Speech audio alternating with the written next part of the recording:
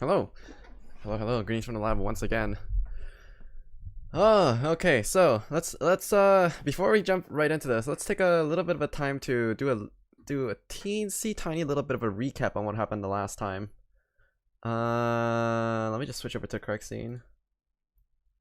Nope, that's not it. And it should be this. Okay, yeah.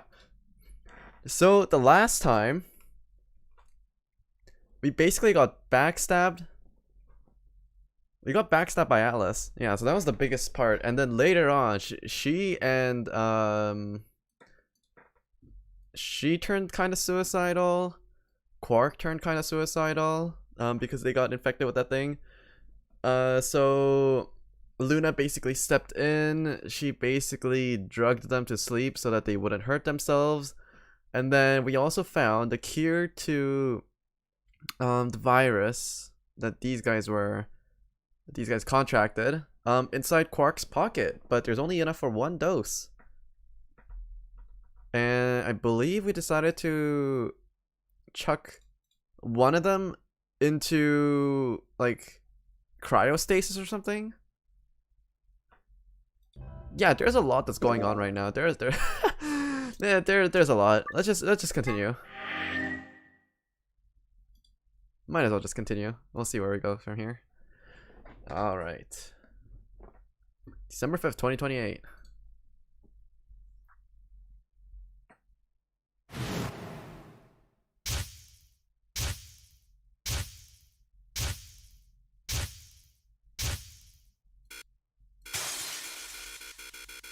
So this is basically just a flashback going all the way back to the beginning. Let's check out a flowchart. Yeah, so with the remastered version. Oh wait, we can't actually just go past here?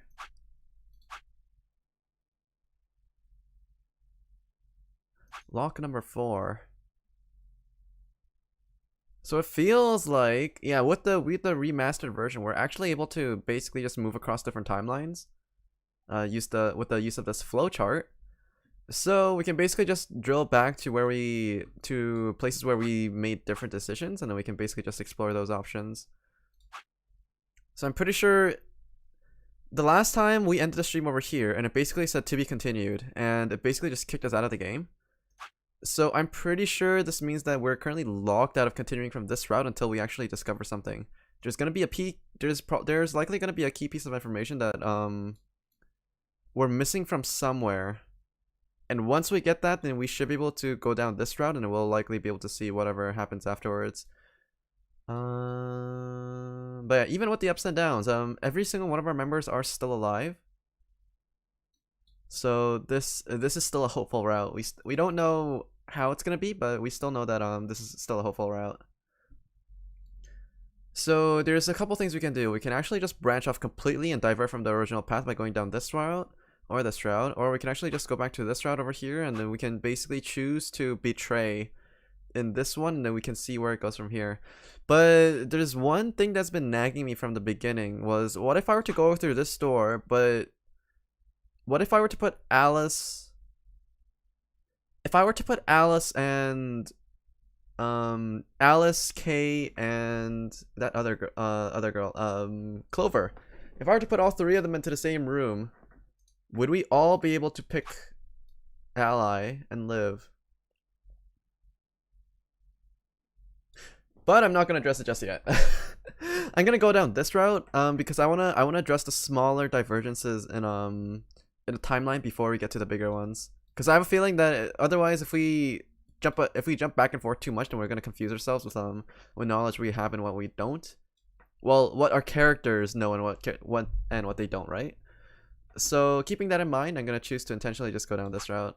So in the first AB game, in round 1, we initially chose Ally, and that made Alice betray, and that basically made us like a pair of like salty campers. So let's just go back to AB game and choose betray this time. Hey, it's almost time. What are you gonna pick? If you aren't going to do it, then Nope, I'm fine. I'll do it. You're gonna choose betray, right? Yeah. Don't worry about it. Alright. Take it away. 30 seconds remain until Ambidex game polling closes. I stood in front of the selection screen and took a deep breath. This is it. I ran over my options one last time. There was only one possible choice.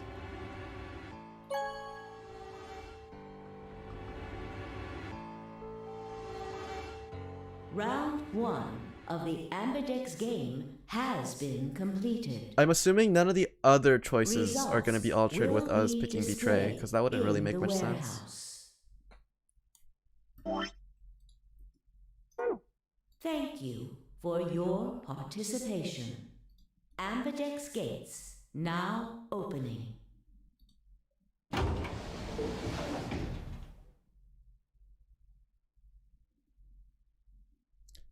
As fine, I stepped out of the AB room. I could see the others running towards the protection, shoving and pushing to get closer. Well, you chose what I wanted you to choose. I guess I should say thanks. So, thanks. Oh, come on.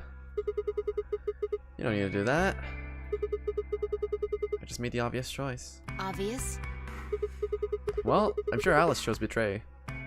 Wait. That meant we pretty much had to choose betray, right? How do you know what she's going to choose? I guess you could say wait. Are you making fun of me? Maybe.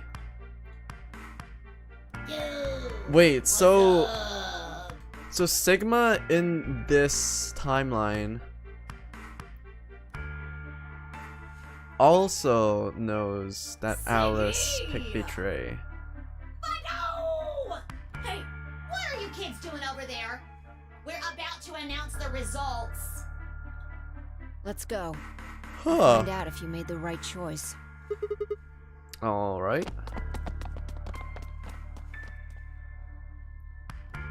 Good. I think we're already starting to see a little bit of a time fuckery that's about to happen. Looks like you're all here. Finally, let's get ready to rock! Ambidex game! Round 1!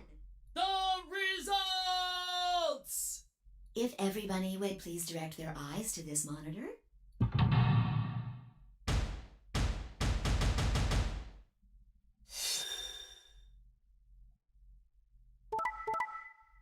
Okay. What?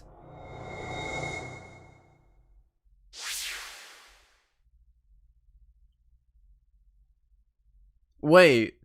So now that we chose Betray, Alice picked Ally.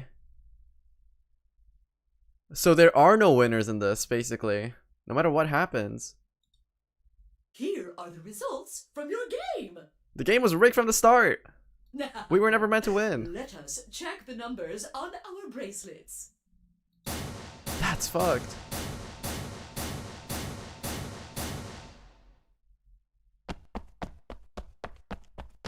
Oh, this is bad. Hey, Alice. What the hell is this? What?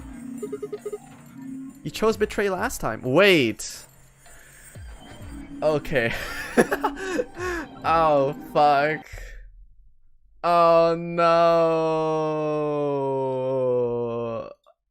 Oh, no. And now she's gonna be mad at us. Like, what last time?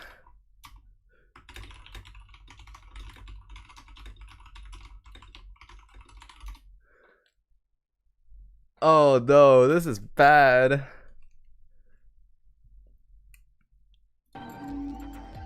No, Sigma, what do you mean you chose Betray last time? The last time didn't happen.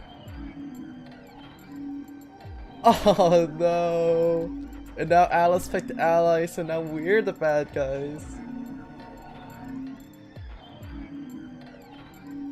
Oh no, this is doomed from the start. No. There's no winning. Oh, this is bad. So, I chose Betray too. No, why? Wait a minute. Last time? What on earth are you talking about? Can you tell me one thing? What? When exactly did you press the button? 5 minutes before the deadline. There's that announcement, right? I pressed it right after that. Why? What? No, that can't... What was going on? When Fi and I chose Ally, Alice picked Betray. I just made the most rational choice. The best way to minimize risk and maximize reward in this situation is to choose Betray. Anyone who thinks otherwise is, well, an idiot. But this time I chose Betray and our vote changed to Ally. Why? What was different? Had history somehow changed because of my choice? No, that was insane. If Alice had somehow known that I had chosen Betray and chosen Ally in response, at least that would have followed the principle of cause and effect. But what had just happened was something entirely different. There was no way Alice could have known what we would choose when she made her decision. Besides, if she had known we intended to betray her, there's no way she would have chosen Ally. In other words, she must have made her decision without any knowledge of ours. So we're already basically metagaming. We're already doing time travel fuckery. So Sigma is fully aware of the fact that we're basically going back in time and we're making different decisions. How? How does Sigma know this? This isn't the same way that this is completely different from the same way that Junpei was in the first game, where he basically got like flashbacks from the other timeline, where he basically had other cells basically giving and feeding information. But this one, Sigma is fully conscious of the fact that we're basically time traveling at this point. What the fuck is going on? And hello, Eri. Wait.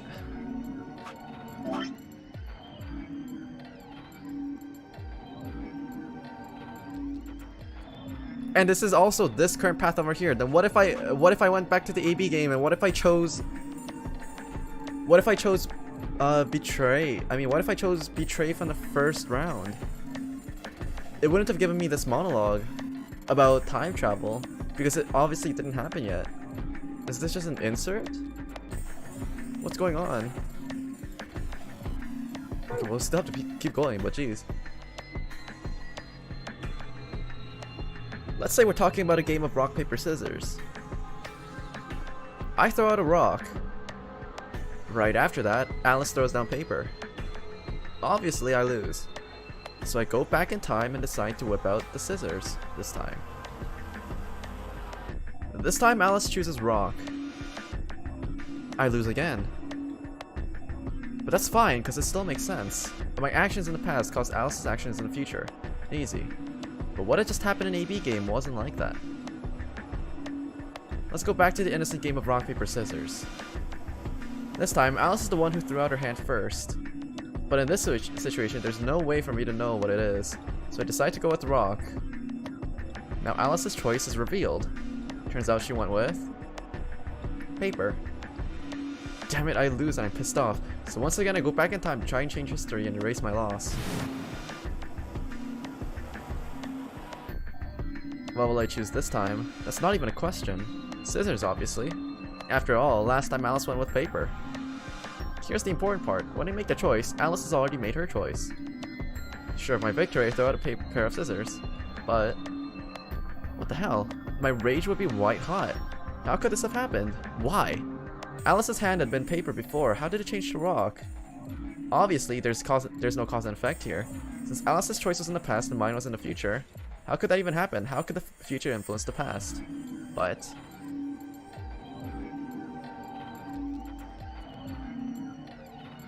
it wasn't theoretical now.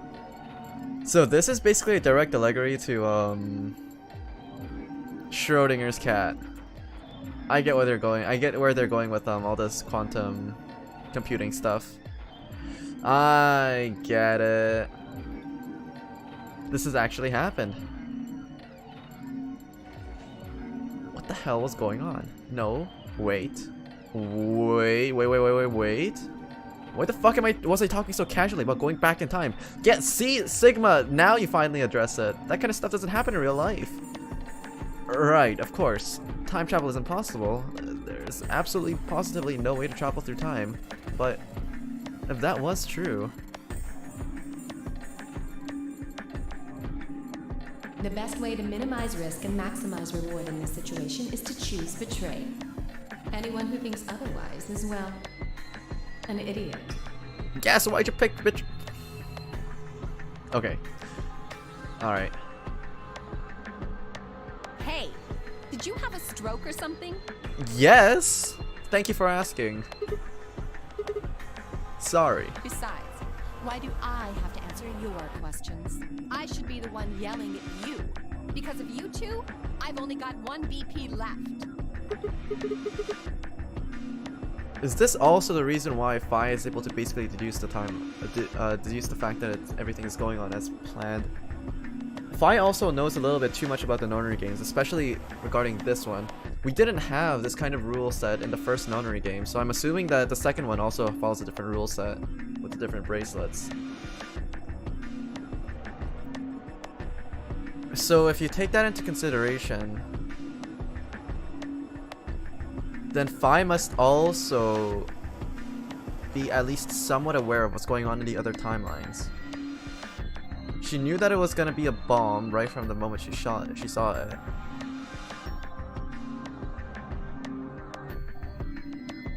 And she also knew the fact that we would die if our bracelets hit 0 before 0 to 3rd revealed it to us. You're right! What in God's name is wrong with you? I'm sorry. So okay, so Phi is definitely on the list of suspicious people. She's sus.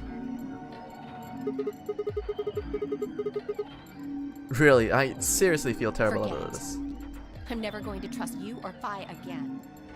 You'll pay for this. Alice stormed off.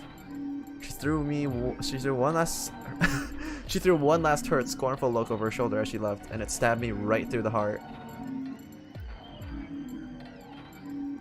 One of the other teams seemed to be dealing with a similar issue.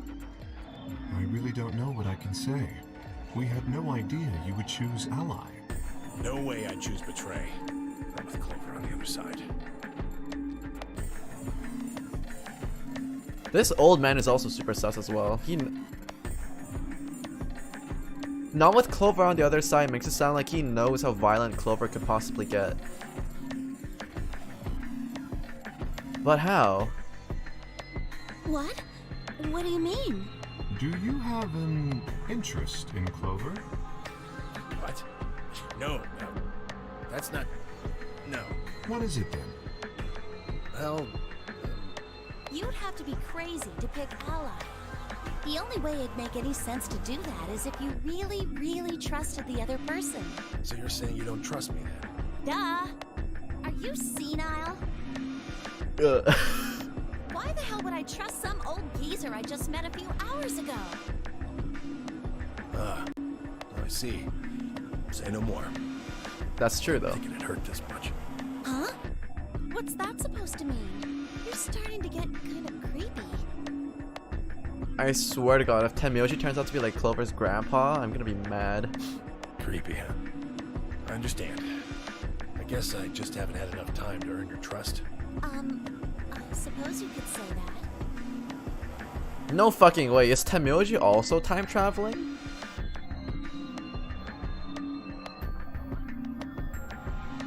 What is going on?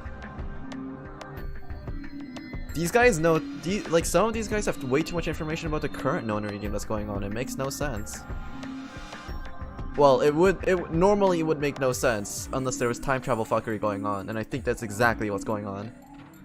So right now, Tenmyoji and Phi are both suspects of time travel, and Sigma is an obvious example of someone who's time traveling. But Sigma is an example of someone time traveling, but he's been introduced to the whole thing later than the others. If that makes any causal sense. I just didn't really expect you to be so nice about it.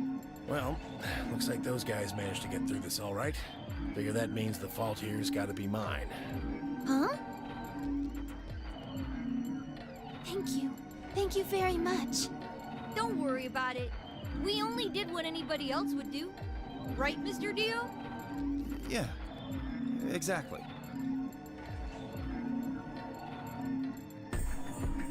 Dio, Quark, and Luna, on the other hand, seem to have resolved things amicably by all choosing Ally.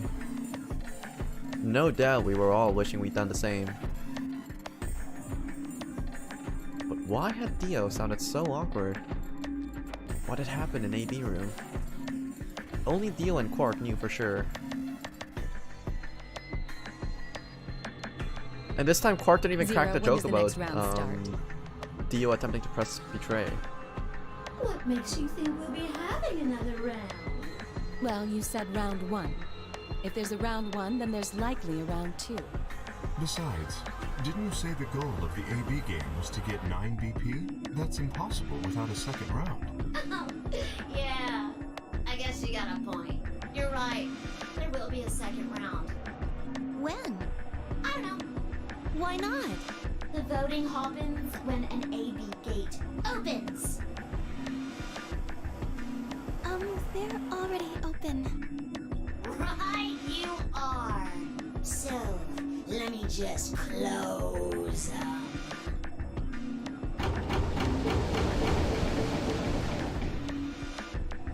The Ambidex gates have closed. So Phi, Sigma, and Tenmyoji. Because the way that he said that the way that Tenmyoji basically said that he hasn't had enough time to gain Clover's trust makes it sound like he spent a lot of time with Clover in the other timelines, or cumulatively through all his time traveling shenanigans so far.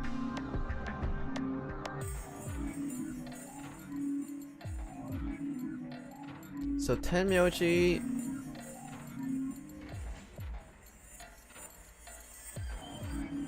yeah, and also the fact that Tenmyoji knows a lot about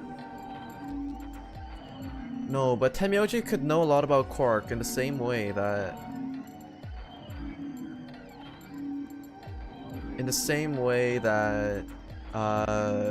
the other two know each other. Alice and Clover. They could have been acquaintances from beforehand. I need water. What is going on? Okay, so the Ambidex room closed this time. Round 2 of the Ambidex game will be the Moon Round. Moon cards will be required to open the gates. Moon cards? Does that mean we can't use these cards anymore since they got suns on them? Yes, indeedy. Now, You'll have to look the cards with moons on them. So, how many times do we play the AB game? I don't know. As many times as you need to. It's anybody's guess how long it'll go. But I plan on keeping this party going until somebody opens the number 9 door.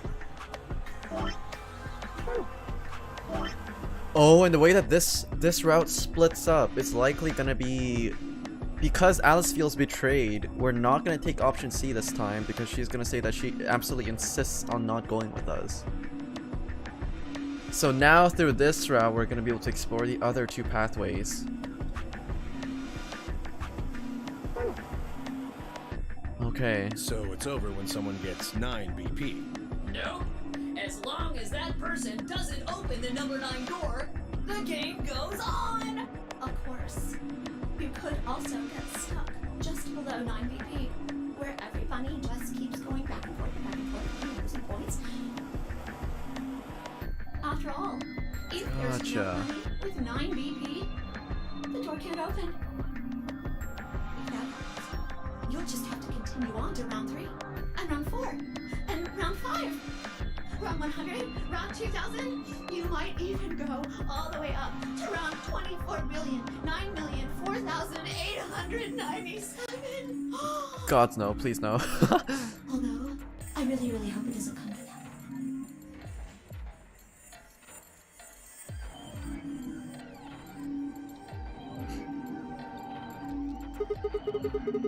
Hey, can I ask you something? I don't know, can you?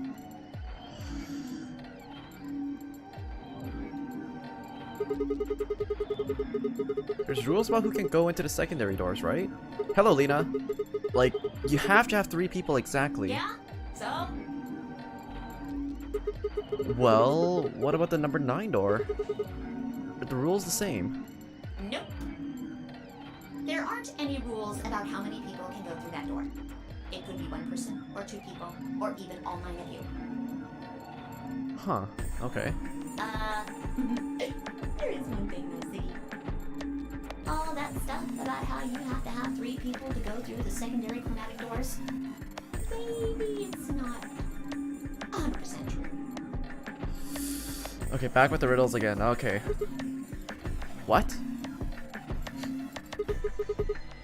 What do you mean? Well, you can open the door with just 1 or 2 people if you want.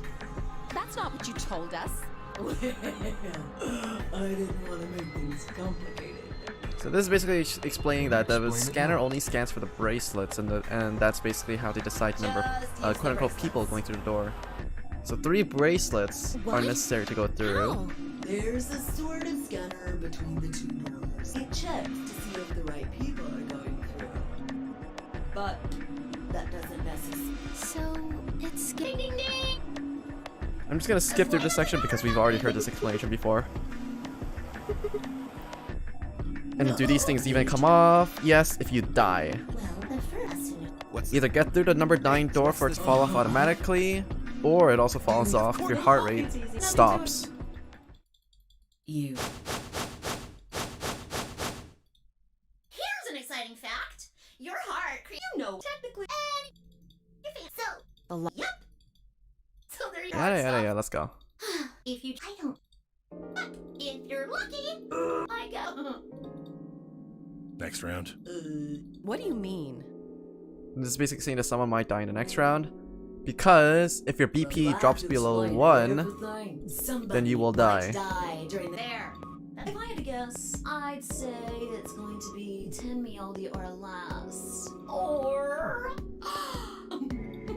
What? Why am I going to die? I guess I can. I'm pretty... Correct. Correctamundo. Okay, so... Phi had been right, but how had she known before 0 told us? I see. Alice and I only Probably have the one same way that BP. you already know so much. Probably the same way that Sigma knows. Well, not knows, but thought that Alice is gonna pick Betray. That means we'd But this have time she less picked than Ally. 0 if we lost 2 points. What? What the hell? This is important stuff. Why didn't you tell us about this earlier? Sorry. Sorry's not going to cut it. I thought you were supposed to tell us the rules, not hide them. Well, Is there anything else you've conveniently left out? It's not fair to make people play a game without explaining all the rules. I think it's fair. After all, it's not like anybody else knew. Huh? Right? Right, Fido? Yeah, I guess so. So Zero directly questions Fido. So Fi is fine. So Fi is definitely a time traveler. Sigma is also another confirmed time traveler because we're the ones manipulating the flowchart now. Tenmuldi is also high up there in terms of being a suspect because of the conversation that we just had with Clover. Him alluding to the fact that he didn't spend enough time with Alice right now or yet makes it sound like he has in the other timelines and managed to gain her trust in those specific timelines. So in this one, yeah, so we have 3 people that are suspects for time traveling.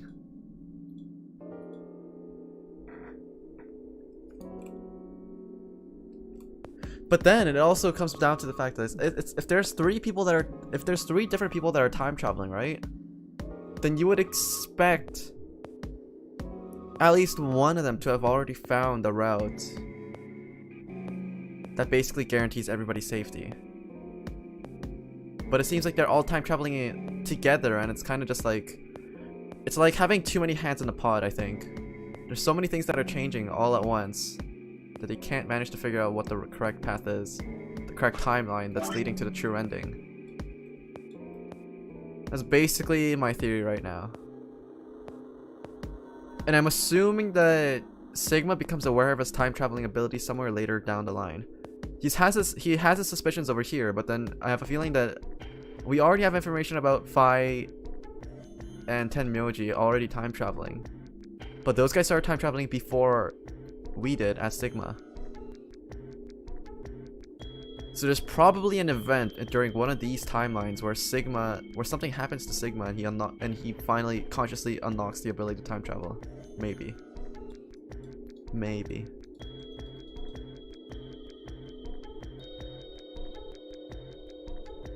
But yeah, that Schrodinger's cat example earlier also makes it, because the whole point of Schrodinger's cat was to prove that the whole experiment is a complete farce and that quantum computing like in that way shouldn't make sense. Because in a real life scenario, even without observing it, the cat would be either dead or alive. It can't take on both states at the same time.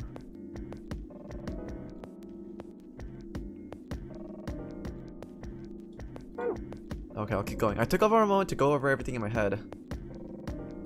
The AB game would continue until someone opened a number 9 door. There were no rules about how many people could or couldn't pass through the number 9 door. That meant it was possible for everyone to escape. The secondary chromatic doors could be opened by any number of people so long as you had the right bracelets. The bracelets would only unlock under 2 conditions: if you left the building or if your heart stopped. If your BP hit 0, the needles in your bracelet would activate, killing you. Uh-oh! One last thing. The next set of chromatic doors you'll be going through are downstairs. You already saw them, right? There should have been 3. Red, blue, and green. That means that to get through, you'll need bracelets in cyan, magenta, and yellow. But wait! You've already got those bracelets! Have a look! The color's changed, hasn't it? It did change.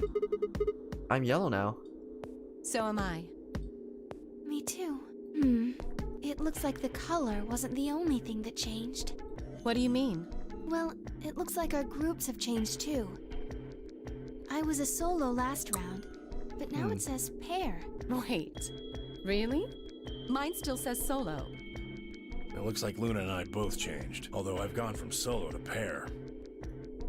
I'm the opposite. Mine went from pair to solo. No change here. Still a pair. I guess this must be magenta. Are you two magenta too? Uh-huh. Yeah. Quark, Clover, and I are cyan. I think Mr. K and I are pairs. And Miss Clover is a solo? Looks like it. When did they change? Back when the AB gates closed. As soon as the gates close, your colors get all shuffled up automatically. The pair and solo assignments hop around a bit too. And of course, it's totally random. No rules or anything. Now, with all of that explained, I must bid you adieu. Sadly, we may never meet again. What? Doubt. Well, there's not really anything for me to facilitate anymore. I mean, you guys are good from here, right? I'll never see you guys again. Maybe in this timeline.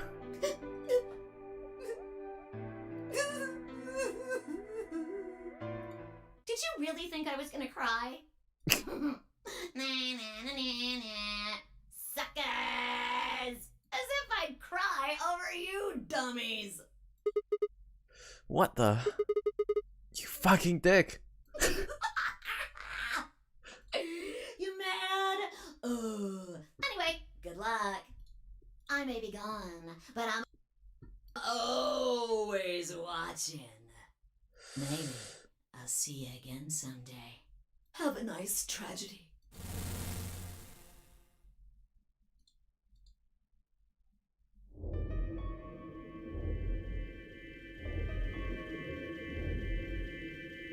That little piece of shit.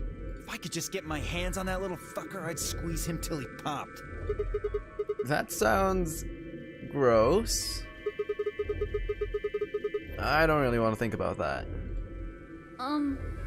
So what happens now? We still got a while until the chromatic doors open. Yeah, looks like about 42 minutes. We should go and see if we can find any other exits. Maybe there's a vent or a disposal chute or something. If there's a chance Zero missed something. I concur. There's no point in standing around. We lose nothing by looking.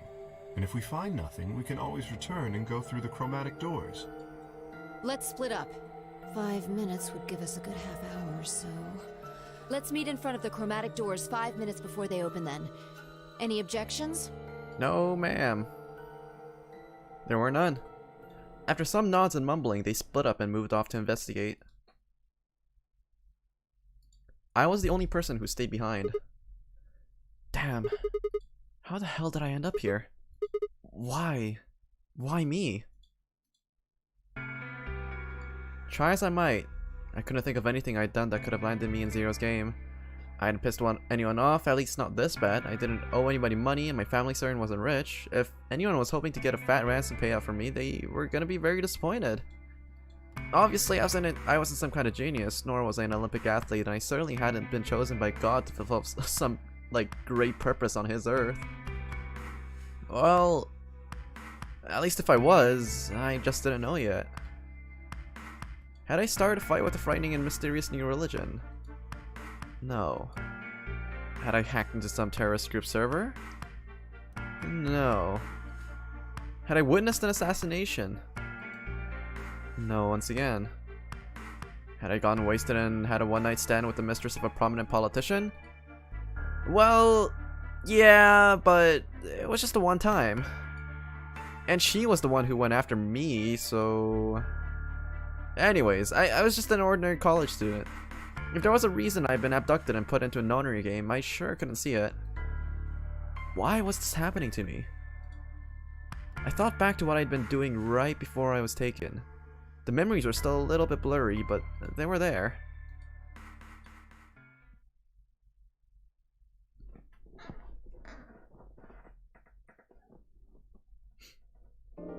So then we go back to the flashback about him returning from his studies. December 25th, 2028, early morning, California desert. The moon was beautiful. I just finished writing a paper due that day and was heading to my car from the research building. The parking lot was empty and had a bright moon cast sharp shadows across the chilly pavement. DLC of How Was the Fair one? I'm so curious about that. I want to know. I want more details. The last time I looked at the clock, it said it was 2 in the morning, which meant that today was Christmas Day. So why was I at school typing away feverishly on Christmas? Well, there were 3 reasons. First, my home computer had suddenly decided to eat shit. When I hit the power button, I just got nothing. I didn't have the time to spend all night troubleshooting the stupid thing, so I headed back to the campus to use one of the school machines. Second, the professor in charge of my research group was a Buddhist. Christmas didn't appear to have any sort of significance to him, and part of me couldn't shake the thought that he was trying to make some kind of point. And third, my girlfriend had broken up with me a week before. I'm sorry, I don't think we should see each other anymore. Goodbye was all I got for that one. Cold email. Try as I might, I couldn't even get in touch with her. Of course, that meant I wouldn't be attending the party we'd been planning on going to, so... Somehow I didn't think drinking by myself around a bunch of happy couples would really be a good idea. At any rate, I stayed up all night to finish my paper and emailed it off to my professor before the sun began to rise. As I walked across the parking lot, I felt, light. Perhaps it was the relief of finishing my paper, or perhaps it was the 5 energy drinks I chugged to stay awake. Perhaps it was both. Who knows? I slid into my car and stuck the key into the ignition after only 2 tries. I twisted that key. Nothing happened. Huh? I jiggled the key in the slot and tried again. And again. And again. On the 5th try, the engine made an odd creaking noise, like metal on metal, and fell silent. Oh boy. God damn it. You stupid piece of shit! I screamed and pounded on the steering wheel, but nothing worked. The console was about to get a visit from my fist when...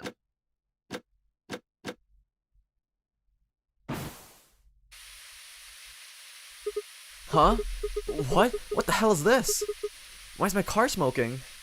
I clawed at the door, and for a moment I thought that it was just my panic and lack of sleep that were keeping me from opening it. It wasn't long before I realized the truth. Shit, open! God damn it! What was going on? My mind was racing, trying desperately to puzzle out what was happening through a haze of fear and caffeine-fueled neuron misfires. That was when I saw it.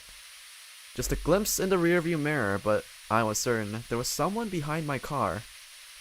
I spun around as fast as a very tired college student sitting in a car can. Who's there? My vision started to swim as the smoke filled the car. The more of it I inhaled, the heavier my body felt, and I could already feel the world starting to go dark.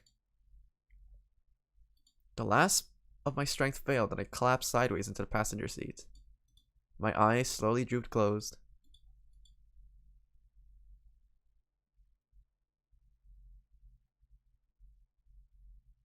And then I woke up here, with Fido. When they opened again, I was in the AP room with Fi.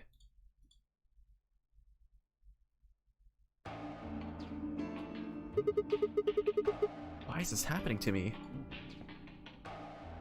I spent a few minutes wallowing in misery. I figured I deserved at least a little self-pity.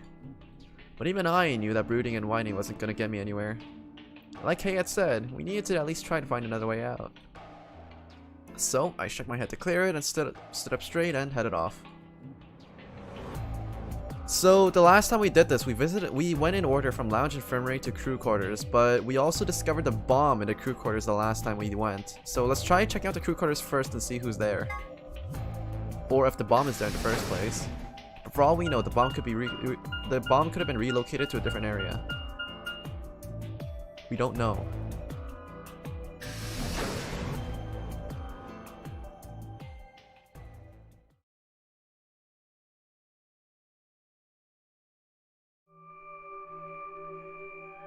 Oh, Sigma.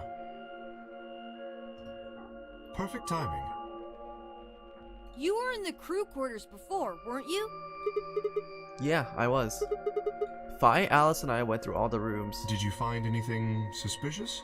Like a secret door or something? If I had, you really think I wouldn't have told you? Anything else out of the ordinary, perhaps? Out of the ordinary. What's this book? Huh? Oh, that's a book about cats. A meowt? Oh, sorry. It's just the thing that's happened to me ever since I was a kid. Whenever I start talking about cats, I start talking like one. It doesn't really mean anything, though. Oh, okay. How convenient. That's weird. So what's the cat book about? How convenient? Yes.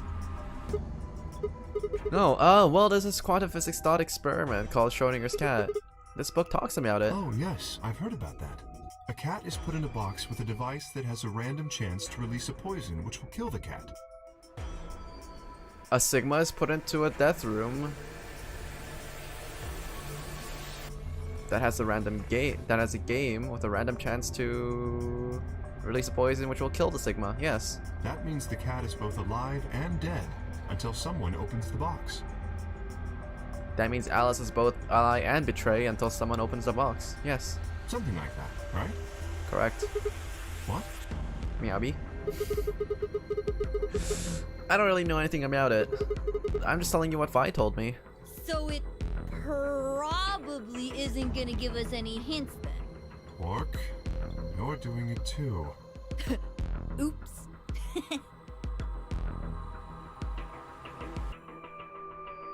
What about the bomb? Check under the cot. Well, what about you guys? What do you mean? You checked out the lounge with Clover and Tenmyoji, and Quark was in Infirmary with you and Luna. Anything suspicious there? Well, this whole facility is pretty suspicious, but I suppose that's not what you meant. Well, the puzzles in the lounge were lunar eclipse themed. Lunar eclipse? Yes. Apparently, there's supposed to be a lunar eclipse on December 31st, 2028. All the puzzles were related to that somehow. Isn't that this New Year's Eve? I suppose it is. Well, I can't say I know what year, or even what day it is, but Clover was saying something to that effect. The 31st, huh? I've been knocked down at dawn on the 25th, so the 31st will be 6 days after that. Lunar eclipse. Lunar eclipse. What did it have to do with any of this? Try as I might, I couldn't think of any way an eclipse could be connected to our abductions. What about the infirmary, Quark? Did you find anything there? Yeah, we did find something. Just one thing though. What was it? You and Luna didn't tell you? Okay. No. I got it right here. Just a second. Quark reached into his pocket and pulled out what appears to be a newspaper clipping. My throat began to tighten as I read it. Radical 6 infection spreads. Cure continues to elude authorities. The Radical 6 virus continues to spread across the globe like wildfire. The WHO has confirmed that the death toll is estimated to have passed 100,000 victims. Immediate quarantine of any infected patients is strongly advised. This is getting a little bit too real. Is this for real? It seems a little hard to believe. If it really is some kind of pandemic though, that sounds like a pretty big deal. Yes, it does. There hasn't been anything on the news though. This is the first time I've ever even heard the term Radical 6. If it is true, then I worry about what might be happening to the world outside. Is there a pandemic raging on the other side of these walls? Unfortunately, yes. Well, I don't think there's any reason for us to get all worried about it. It's because of people like you, Quark, that it keeps spreading. We should just hurry up and try to find out how to get out of here. Quark has a point. Oh no, not you too, Kay. If we want to know what's going on outside, the fastest way to find out is by going outside.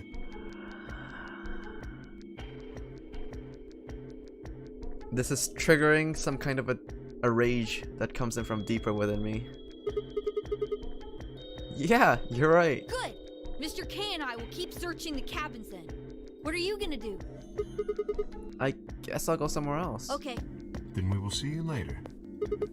Later. I stepped out of the cabin we've been and headed towards the small hallway. Now, where to next? Oh, but this time we didn't even check for where the bomb was, because I went straight to the crew quarters, but there was nothing there. Okay, so in that case, let's go in reverse order and check out the infirmary. Over here, there should be like Clover and Luna. Clover, Luna, and Alice, I think. No, they were in the lounge. Yeah, the lounge with the bar. Never mind, infirmary should have different people.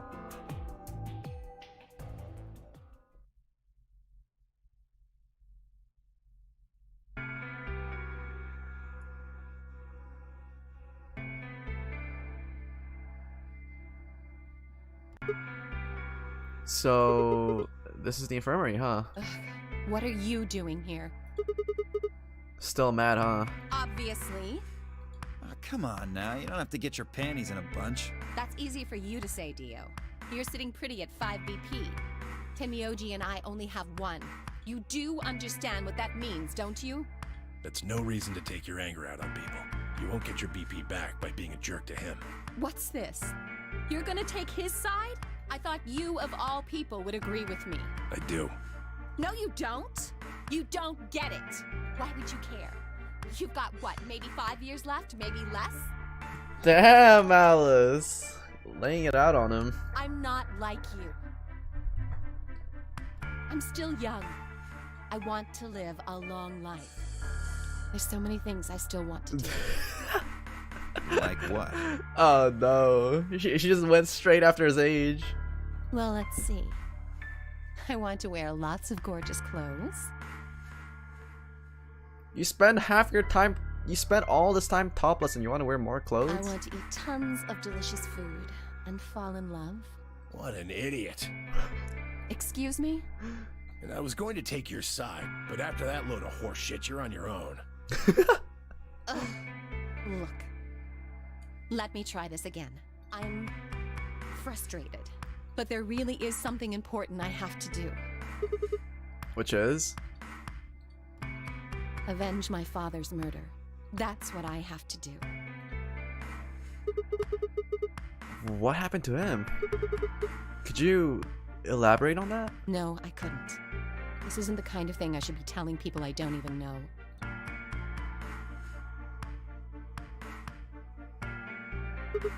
Fine. Just tell me one more thing. Does your father's murder have anything to do with us being trapped here? I have no idea. As to why you're here, your guess is as good as mine. But it's possible that his death is connected to my abduction. Meaning? I was on their trail. I was tracking down the people who killed him. How close were you? I can't say, but it's possible that I was getting close enough that they decided something had to be done with me. Are you a detective? Well, I wouldn't really say I'm a detective. Not a bad guess, though. Why are you guys looking at me like that? Kinda sus.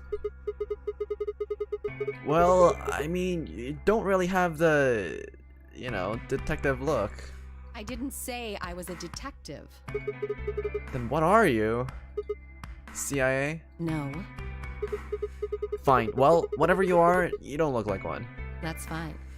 In my line of work, the less I look like what I am, the better. Better I keep him guessing. Hey, what's the deal with you and Clover? What's she got to do with anything? Well, you know each other, right? I was thinking maybe you were related or worked together or something. No. She has nothing to do with my work. She's just a friend that I met somewhere. Where? Somewhere? In the middle of a desert. Desert? Yes, but that's an awfully long story. Wait, hold on. Why am I the only person getting the 3rd degree? That doesn't seem fair to me. How about you guys give up a little personal information too? We'll start with you, Tenmyoji. So I'm assuming this recap is basically the same thing. Should I just skip ahead? It seems like it's the exact same thing. if I keep going at this pace, then wait, I've been live for an hour already. Oh geez, yeah, it's 10 p.m. Yeah, I'm gonna skip ahead. None. What's your relationship? If I see anything that's different from the conversation that I've seen before, then I'll bring up the log. Yeah. You too, no? Do I have? No, then I apologize. I see very well. Dio, what's your? Well, I'm a circus. So At he's least it was basically my a father, circus I'll admit, he ringleader tried, from he was a always long just- family Yeah. line of circus ringleaders. His father died while doing an experiment, while doing a trick. Anyway, So he got took out of my way before I over, could next thing and Tenmyoji Anyway, refused still to have a review. elaborate further Are you on some his kind of relationship doctor? with Quark. I guess you've been working. Can you? What about And Zero? Sigma is basically a PhD student, Do any of and nobody knows anything about Zero.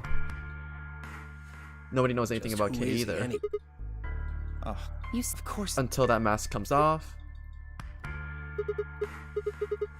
I think she's a student. At night, Clover's she's also a waitress student, waitress or bartender. Quark is basically like a child prodigy. It's nothing. Just forget about it. Yeah. boy, He is should be it. in elementary really school, about but Quark according to information. Tenmyoji, he is not. Based on the way that he Well, talks. I know a little about. I got her talk. She says she's got. She's a nerd. I don't know. Just going. Iluna's either a nurse or a That means doctor, that we don't she's know the which most- one yet. What does a? And You've nobody never knows told shit about Phi. Look, it's just like Anne's. But we, as Sigma, know that she's basically Sure. a time traveler. Yeah, so we basically just admit to the fact that we basically know nothing about it.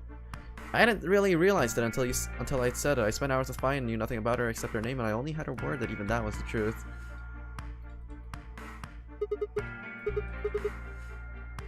+2 total mysteries. What do we all have in common? I don't think Zero would just grab a bunch of people randomly. There's no. We should just. I agree. Where do you plan on? I'm gonna go to the lounge now. I see. Right. Later, bro. I headed out of the infirmary. Make our way over to the lounge. And then I'm assuming the same conversation is going to repeat over here, similar to last time. And then we're going to be called back to the crew quarters. We're going to find a bomb over there, and then we're going to head over to the chromatic doors and figure out where we're Hey, going to go. Sigma. Can I get... What There's are some you... kind of waitress. She gets mad. Wait, what did she say?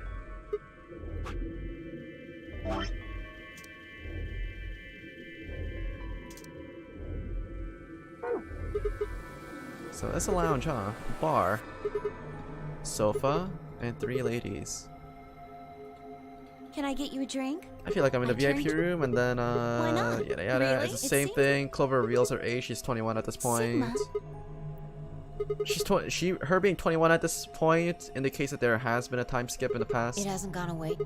Are you... Because when she was in the first Nonary games in 999, she was in high school. So it's pretty much safe to assume that basically approximately like 4 years have passed already since then. Could be less, could be more. What? Now I feel. you And know... then he describes the not headaches. Well, it's... Your... No, my butt, like my...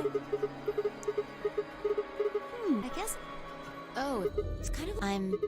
Maybe And then it's- it Luna, might have- and then they describe the weirdness that they feel with their bodies, and then Luna summarizes that it could just be that their bodies haven't fully recovered from Seems like we were the gas. unconscious for a long time. Well, it could be a side effect, or it could be that it just hasn't worn off completely yet. Like so. And then we get a panicked voice. Something horrible has happened. Please, you all have to come with me. And then we have to go back into the crew quarters, and there's gonna be a bomb waiting for us What is there. it? I found something horrible in room 2 in the crew quarters. Something... horrible? Never mind. You'll understand when you see. And then this is when we discover the bomb. There it was. There's the bomb. What the hell is this? It's a.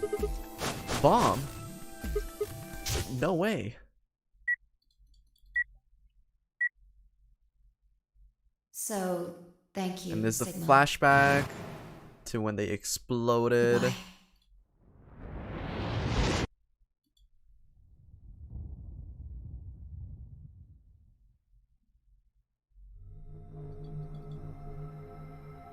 course, it was the same bomb I'd seen in my vision. Then it wouldn't have been an hallucination. Had it actually been a premonition? He said the same thing in the past, in the other timeline. I'll go find it. No, there's So the always conversation no right now up to this point is basically the same. The only things that have been different are our interactions with Alice, but everything else has been playing out exactly as it has in the past. Where is it? Well, it's not exactly in the past, but in the other timeline, I guess. That's probably more accurate. Where's the bomb? No sooner were the words out of Kate's mouth than the rest of our fellow captives appeared. Quark shoved the others aside and pointed at the bomb. See? There it is! Under the bed!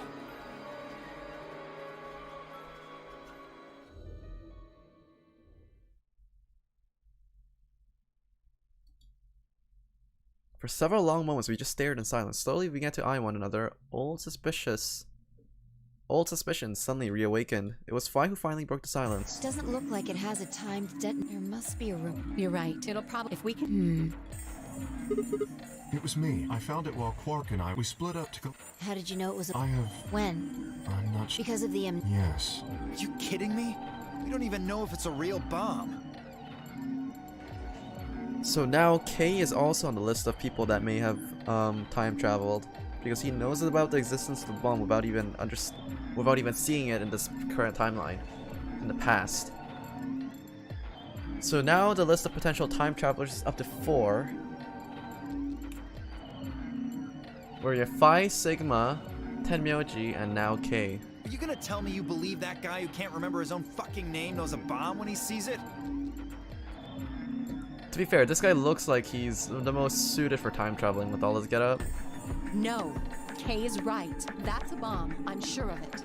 How do you know? I just... You sounded pretty sure. How do you know? Let's just say it's an occupational hazard.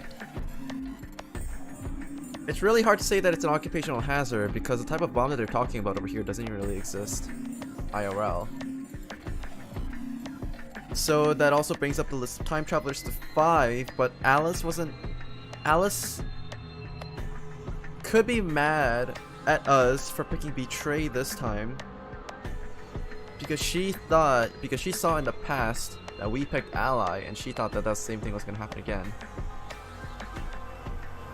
But because it was the first time that we met Alice in that timeline,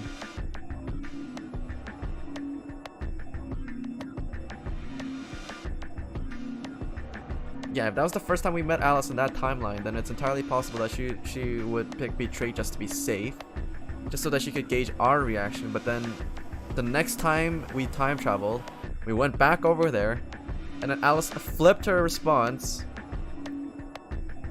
to match ours, but we flipped ours to match hers. Hence the frustration on both parties. What kind of occupation do you have? I can't tell you that. Spare me the bullshit. This isn't time for... Please, just look. I know I'm repeating my... It's not just any kind of bomb. It's an antimatter. Wait. Oh, anyway. Huh? Why? Well, you do know... Yeah? Grandpa, but... I see. Can you explain? Me? So this is basically just a description of the antimatter bomb and what it's capable of, the amount of destruction in terms of scales and how much it weighs in TNT, but we don't really need this. All we need to know that this is basically just gonna be a big fucking explosion that's basically gonna be blowing up the entire base should it manage to go off. Well, I'm so glad I have an autoclicker for this.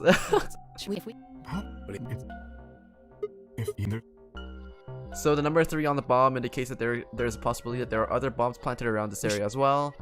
But we also know that this could possibly be turned off because of the fact that... What do you think you're doing? Oh yeah, Dio tries to reach for the bomb, but then Alice stops him because it's a fucking dumb idea when you try to grab something that you don't even know how it works. And then yeah, the fact that there's a port over here indicates that there is a very real possibility that this could be turned off before it goes off.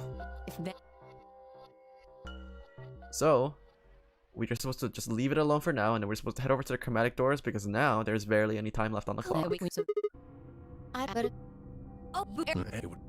You know, what were you doing? And then we're basically talking about the different people that were in the crew quarters earlier, and then it all comes down to Sigma, who was suspiciously hiding away in the main area, in the warehouse area. because he was basically trying to recollect his thoughts, but then that also paints him as a prime suspect and as the person who may have planted the bomb, because he wasn't with anyone else. And living up to his name as a Sigma male, he was basically a lone wolf. And that's coming back to bite him. And that's basically coming back to bite him in the ass. That's basically what's happening. Nobody believes this shit. I never So Sigma is basically being pointed as a prime suspect Really? for Zero.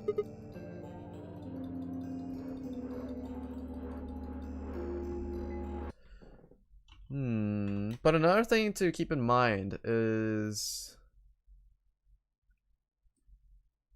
because Sigma function in terms of mathematics is also basically like the summation.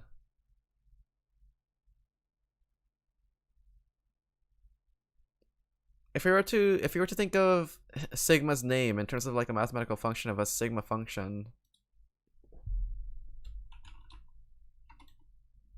because then that kind of makes sense in its own way as well. Well, the uppercase Sigma as well, at least. Because then that would basically mean that it kind of makes sense in a way, because he could be like the summation of all the different timelines into one person, right? It kind of weirdly makes sense if you think about it that way. Oops.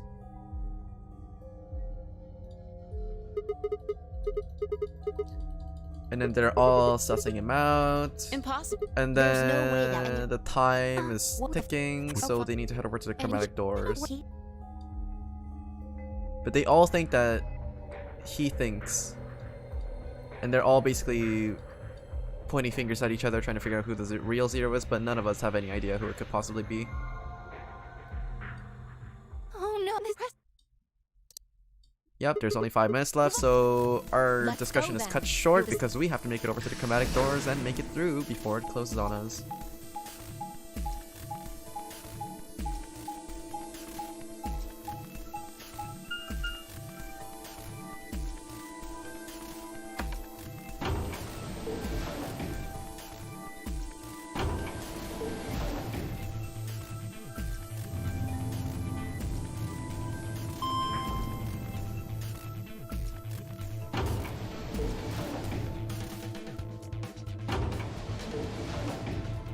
Trying to think of how Sigma was also used in statistics.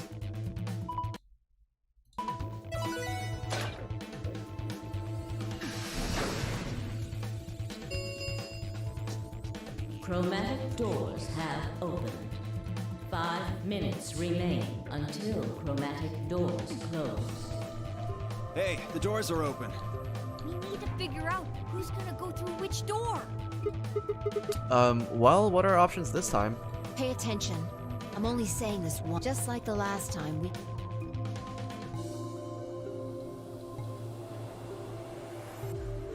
Luna and I pair up with Clover and go through the green door. Temyoji and Dio. Pair up with Alice. So this is basically just going through the different options, but I'm pretty sure this time when we do a vote, Luna and I will pair up with Yellow and go through the blue door. Alice is most likely to veto this option.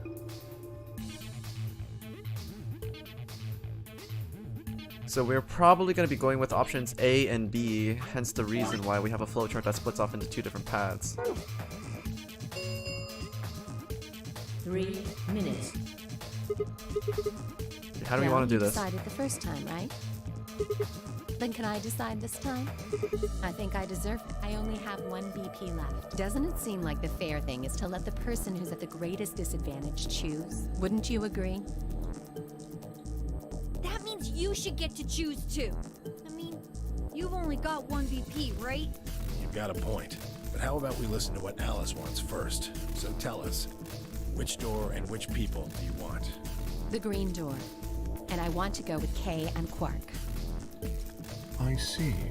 Option B, then. That means Tenmyoji and Dio will go with Clover through the blue door. And then Temyoji is probably gonna talk about option A, and then it's probably gonna boil down to us to see which group that we choose to commit Is that to. alright with you, Tenmyoji? Yeah, sure. I don't... Why? If we go through there together, that means you'll be playing against me in the next AB game. Are you really, really sure?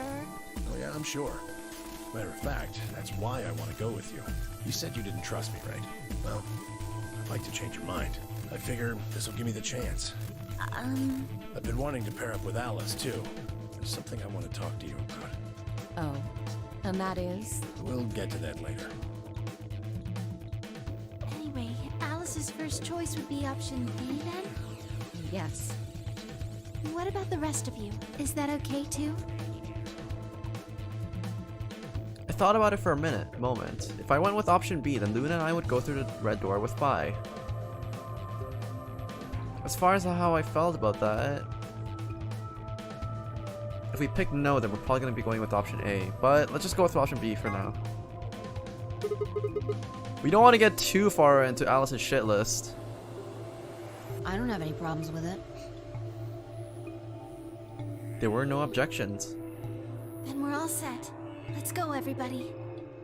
10 seconds. 9, 8, 7. We nodded quickly to one another and split up. Kay, Quark, and Alice headed for the green door, while Tenmyoji, Dio, and Clover ran towards the blue one. My feet slapped against the hard metal of the warehouse floor, and Luna, Phi, and I ran towards the red chromatic door, in the next stage of the Noner game. Pixie anyways to see how she reacts? Shit, I should have done that. 2, 1, 0. There's a chance that I might be able to come back here again today, so we'll see. Chromatic doors closing. Depends on how fast I can get through this puzzle.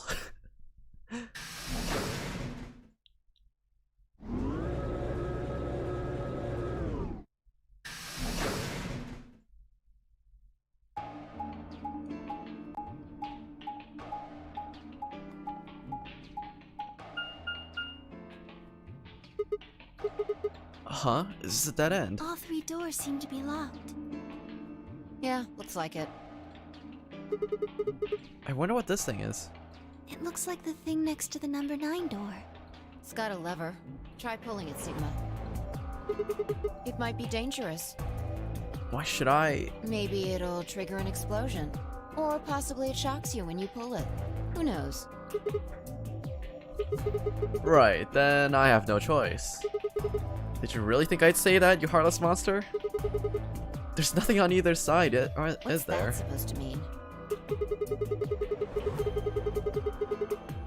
Oh, I'm sorry for the confusion. I was talking about your breasts. It's called dressing modestly.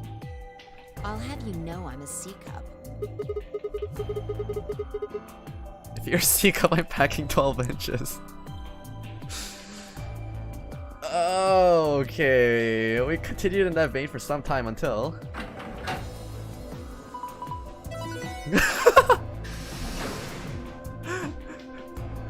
Wait, Eri, do you not remember this conversation?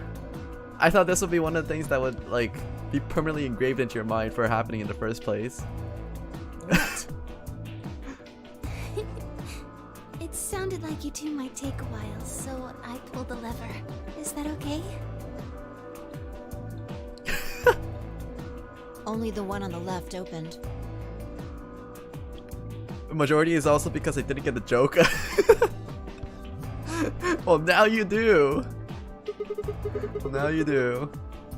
The others are still strapped tight. Well, we should get going anyway. Yeah. Yep. I still tell now. Oh, the joys of replaying old games. When you finally understand all the weird ass jokes that the devs have put in. What is this place? It looks like some kind of control room. I can see a huge machine of some sort on the other side of this window. Maybe a generator? Right. Well, let's split up and look around. We need cards with a moon on them for the next AB game, right? Yeah. They're probably in this room somewhere. Then let's get started. Dun dun dun. Find a way out. Seek a way out.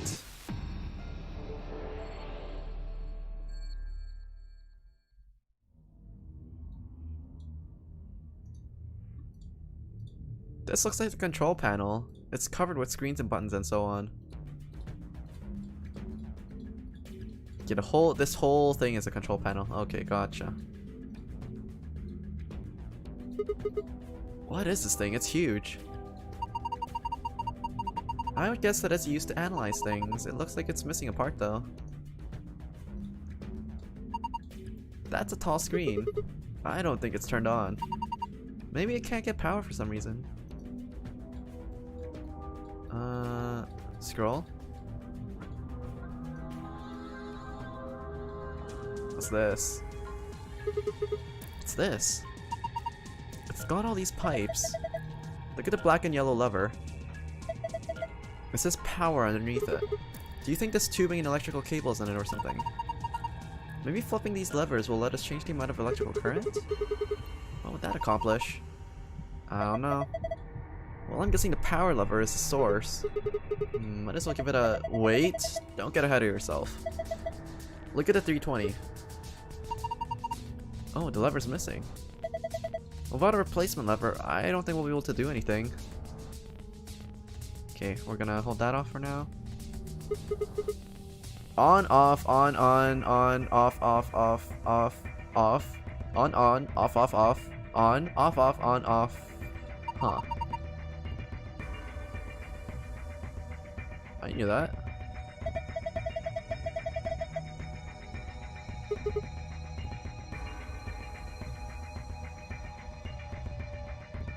So there's a tiny hole in the middle that we're probably gonna have to stick somewhere in there.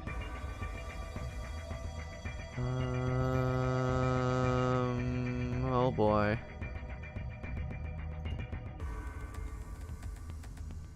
Okay. No, I want to turn. A blue clock. It says 510 minutes on a face. That's a long time.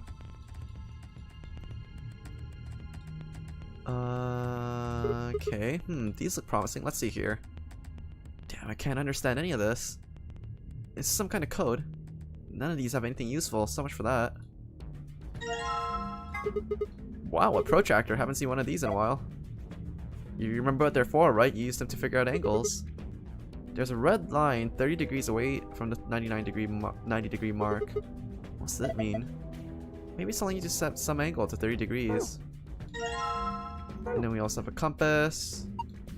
Cardboard box filled with complicated machinery. Do you think we can use it? I don't even know what it is. Just more. Ooh! PP bands! Good times, now I just use a cuff or a nice half circle to draw. Row made of polypropylene. Numbers clipboard. A red clock. It says 11,400 seconds on the face, not sure why. That's the escape. Looks like there's a few different books over here. We've got some sort of dense technical thing and a novel. Doesn't look like there's any clues here though. There's more cardboard boxes. There's probably some machinery inside, but we don't know what it's for. There's the exit.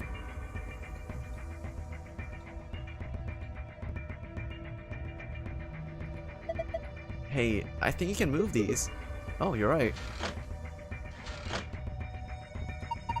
It says off on the top and on at the bottom.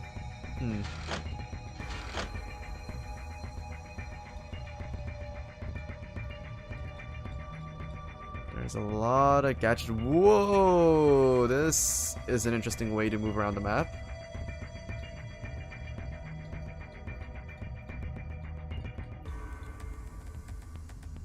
Neat. Okay, so let's take the protractor and just stick it in there. There's a small hole in it that looks like it was made with a needle. We're thinking about putting the compass in the needle of that hole. Yeah, the compass isn't spread though. I don't think you can draw a circle like that. Oh, right. Expanded compass. Now try it. On the sheet has on and off written on it a bunch of times. There's a tiny hole in the middle of the paper that looks like it was made with a needle. So I just put the compass needle in here. And we basically get On, off, on, off, off, off.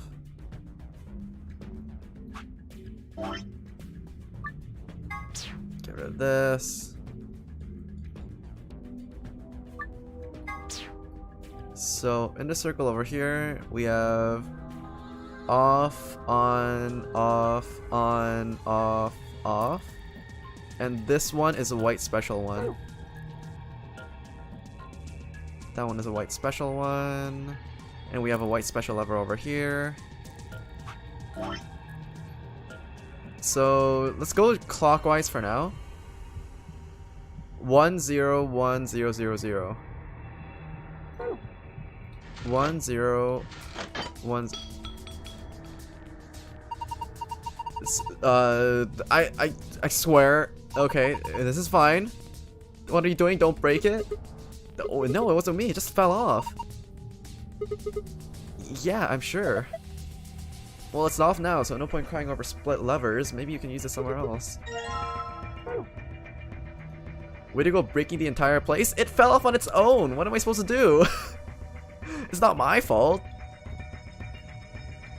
It's covered with screens and so on. Let's keep navigating. Whoops. So let's put the handle over here. Okay, if I just put it here. Fell off on its own, the man who pulled the damn thing as hard as he could. One way to get an easy downgrade? Come on! Good, there we go. So what should I do with this thing? I found a manual on the floor over there. It says that this machine doesn't really use electricity in a conventional way. Those tubes use some kind of special liquid to transmit electricity. Actually, it's pretty complicated. The simple version is that you can adjust the voltage by adjusting the flow of the liquid. So let's say you turn the rightmost lever all the way to the left. If you do that, then all the liquid coming from 240 will go to the left tube. Turn it all the way to the right and it all goes to the right tube. What if you put it in the middle? Then it gets halved. Each pipe will end up with 120 spread it, of one getting 240. So what's the deal with the question marks? Those represent unknowns in the target values. The ones with the 3 question marks means that it's supposed to be a 3-way digit number. 3-digit number, while the ones with only 2 mean that these are supposed to be 2-digit numbers. And of course, single question mark means that the value is only of a single digit. What about the one that starts with a 3? Well, I would guess that means the hundredths digit has to be 3. So question mark 4 question mark means the tenth digit has to be 4. And question mark 5 means the 1's digit has to be 5, right? Yes, I think so. So let me see if I got this. We need to adjust the lever so that the liquid gives us the right numbers on the bottom. That's correct. Once you've got all the levers set, then I think you pull down the power lever like this. And that about covers it. Oh wait, one more thing. The liquid only works from top to bottom. The manual was very specific about that. So let's do this thing.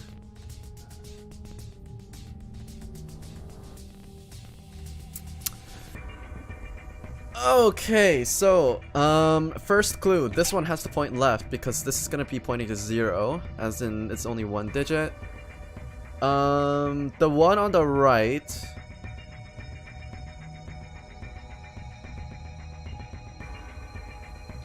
For the one that is furthest over here on the right, this one only gains influence from this pipe, and this pipe. For this to be 2 digits, it has to be... For this to be 2 digits, it has to be halved twice. So this is correct in both being down. So over here, this goes 120, 120. And this goes from here. We have 60, 60, 60 going down along this way. And so this is something plus 60. Has to equal question mark for question mark and has to be 2 digits. So if this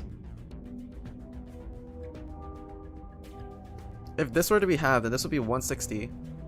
No, okay, so currently we have 120 plus 60. So this is 180. So if we were to split this up into, if we were to split this by forcing it left, then this would be exactly 180, so this won't work. But if we put in 160 over here, if we were to put in 160 over here, then this becomes 340. So this going down, correct. So this one has to point to the left because this one has to be 0. And this one is going to be 60. So over here is going to be 160. This is going to be something plus 160. So this over here on this side. I'm a moron man. I didn't even think about taking detailed notes like this when I played it years back.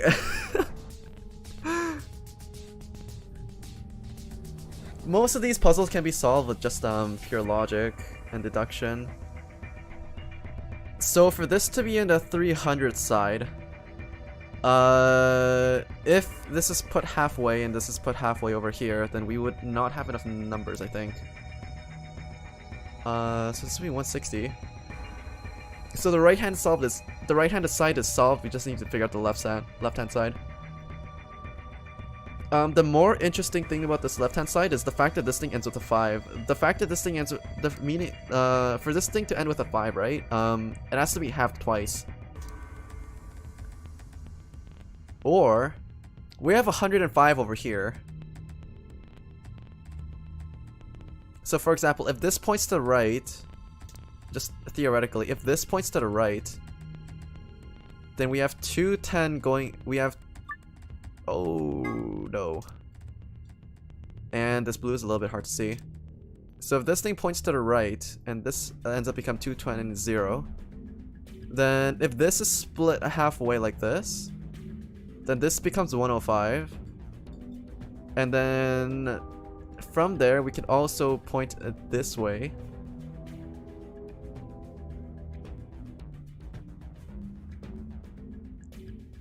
But then this would also become 105, so that's incorrect. So the way that this thing has to work is that this thing has to be this thing has to point right, and then this thing has to split down the middle. So this is gonna be 0, this is gonna be 210. Wait, no, I did it wrong again. So the number going over onto this side has to be 0. So this thing has to point to the left, and this thing has to point down. So we would get 105, this is too far, right? This is gonna be 105. And so by doing this, and by pointing this down to the left, and by also pointing this to the left, this would receive 105, and this would receive 345. Yeah.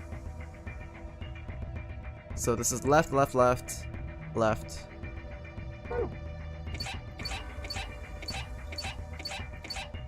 Like so. Easy. Yes, I am a champion. Look. What am I looking at? It turned the power on.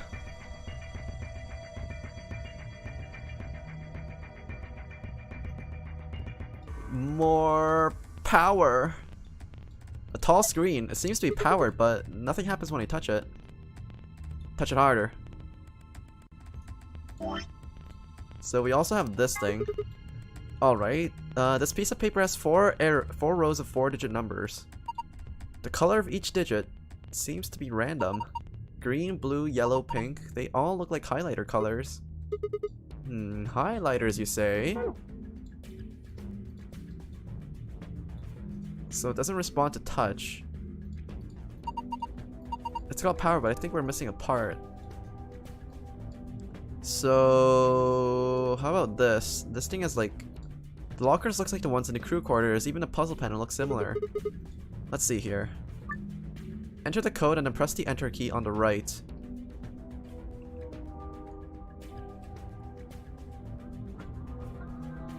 Nice mathing skills, buddy. Thanks. This is basically what my major is for.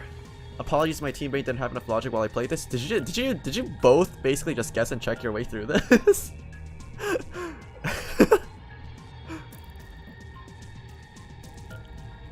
I mean, I can't really blame you guys for trying that first. Okay, so clear this shit out. So we have hours, minutes, and we have hours and minutes over here. So let's take a look back over here. I don't get it. There's 4 spots that I need to fill. If I put in the right numbers and press enter, it should unlock. Well, we know 4 numbers, so we have 510 minutes over here. On the blue clock. So this is 510 minutes, so that's gonna be 8. So it's gonna be 8 hours and 30 minutes.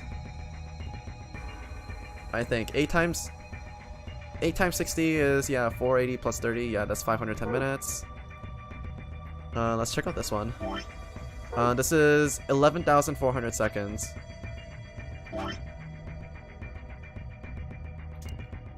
11,400 seconds. So it's 154. 540 divided by 6. Okay, fuck it. 11,400 divided by 60. That's 190 minutes. Whoops. That's 190 minutes, so that's 2 hours and 70 minutes.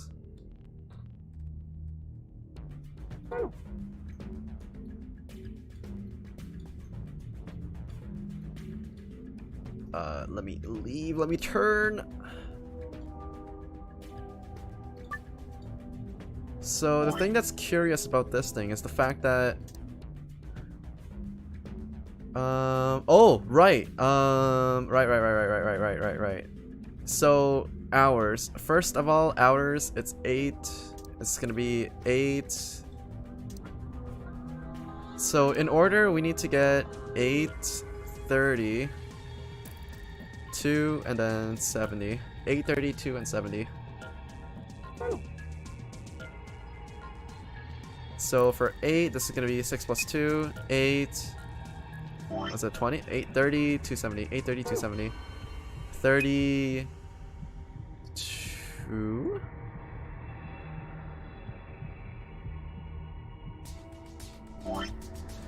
Oh no, this is 2 hours 70. No, it's 3 hours and 10 minutes. 3 hours 10 minutes. I don't know why my brain just went straight to 2 minutes 70. That's kind of fucked up. So it's supposed to be 3 and 10. 3 and 10.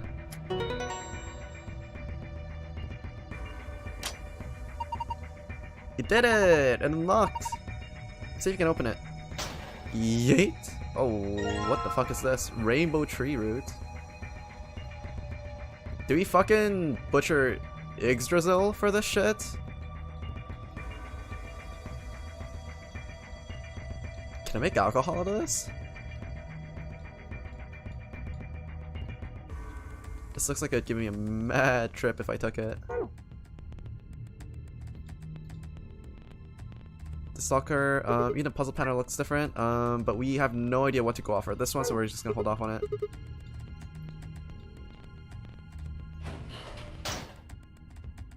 Let's put this thingy on here, slap it in there. I think I could put that rainbow colored root in here. And then, touchy. Oh, it still doesn't respond. I do like your... I do like your shitty doctor-style chicken scratch handwriting. Okay, you want me to bring out my fucking tablet? Is that what you want? I'm gonna bring out my fucking tablet. Hold on. Okay, Xbox controller, you're gonna have to take the L for this one. I'm gonna bench you for now real quick. 1 second. Come here, tablet. Ugh. I haven't used you in a while. Let me plug you in. Oh yeah, you like that sound? You like that Windows sound? Oh shit, everything's in the way. Move my mic.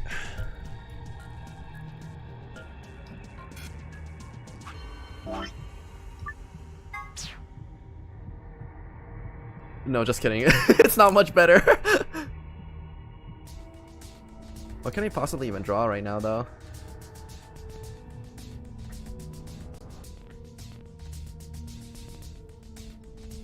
It's faster, but it's still chicken scratch. Oh no! Wait, that was me typing with a pen. What if I do it with a pencil?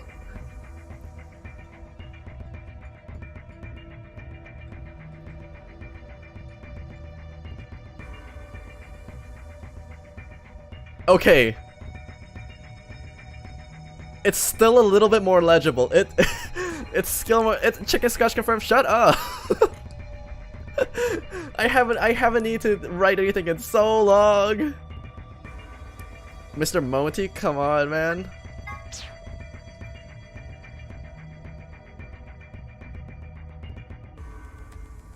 How the fuck are you type?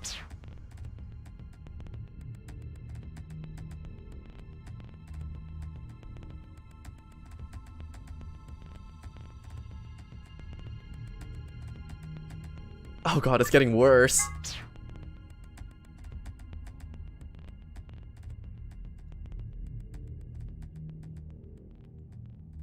Caps is a little bit better. It's still my. I give it a 6 out of 10. You guys are tough customers.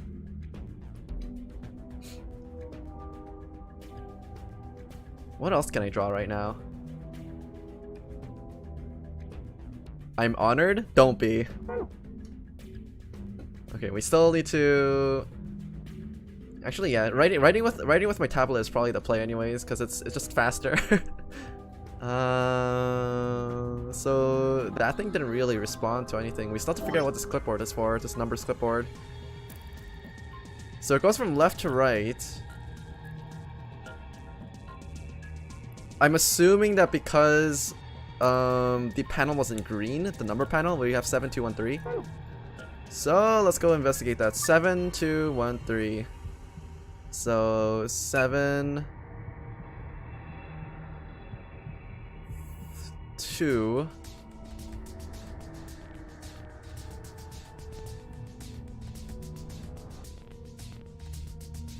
Is that not it? 2 1 2 divided by 2 1 and then 3. Okay, no, 7213 was right. Excelente. Unlocked. Disc-shaped part. Well, it could be a part of a machine.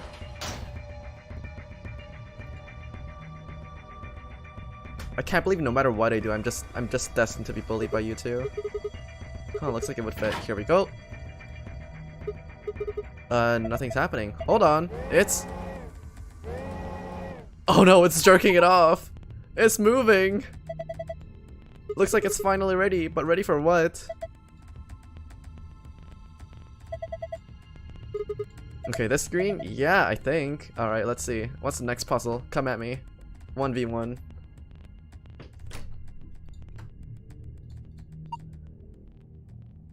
Yo, I cannot unsee what you said. I always do love how a lot of the dialogue in these games has to treat you like you're brain dead. I mean, if people like you two could finish the puzzle like this fluid puzzle from beforehand, then you know, I think it's catering to the right crowd.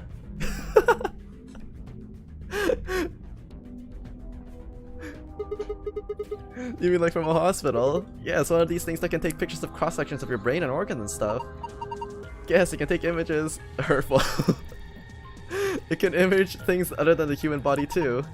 Like the Shroot, for instance. Oh yeah, you like it when I go slower?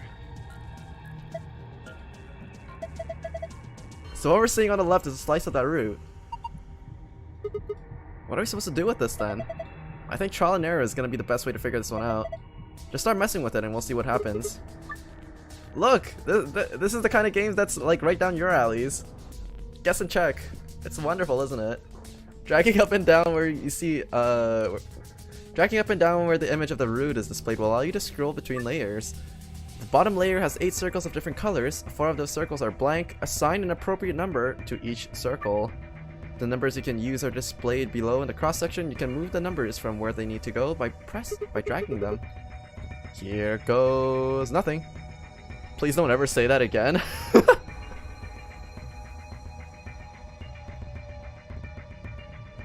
Okay, so what this means is... Okay, just from taking a look at this. This basically screams at me saying that it's... all the numbers are basically supposed to sum up to 100. And this is basically going to be the division of where the numbers are going, I'm assuming.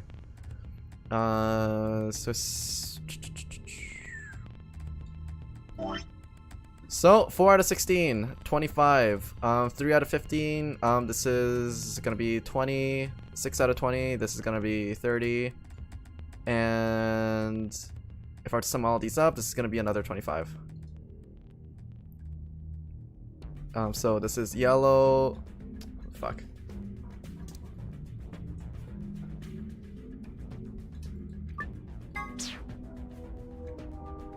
So this is 25. 3 out of 5 is 20%. 20. This is gonna be 30, and this is gonna be 25. This is blue. This is red. This is yellow, and this is green. Okay. And so, when we head over to here, this is supposed to be 25, 20, 25, 30.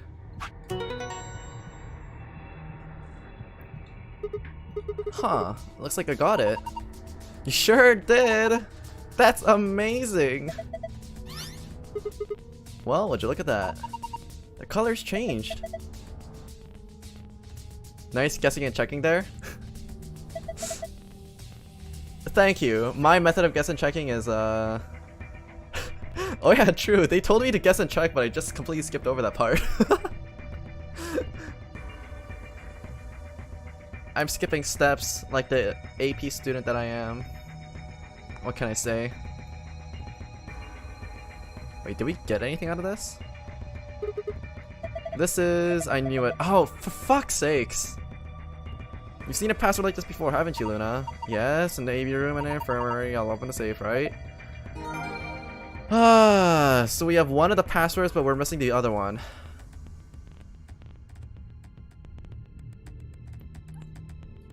AP remedial student. Okay, I was a sped kid, but not in that sped kid. No. Oh, T. A laptop. It's got something on the screen. It's the letter T. Do you see that thing plugged into the side of the laptop?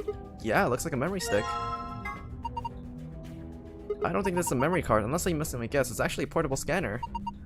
See, there's a thin slit at the end. Just wave the part over any images and text you want to scan.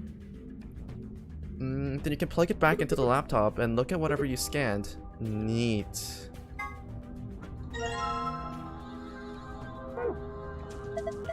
Huh? The screen changed. Do you think it's because you pulled the thing out? I mean, I already scanned it, so... Oh, wait.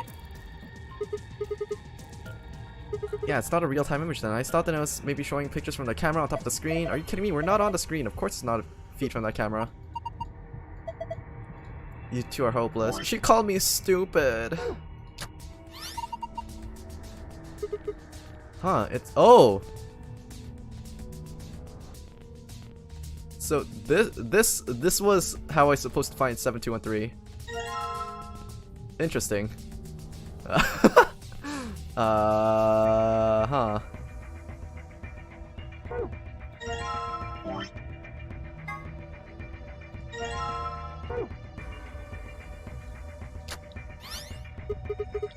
Oh hey, the screen's blue now. This is...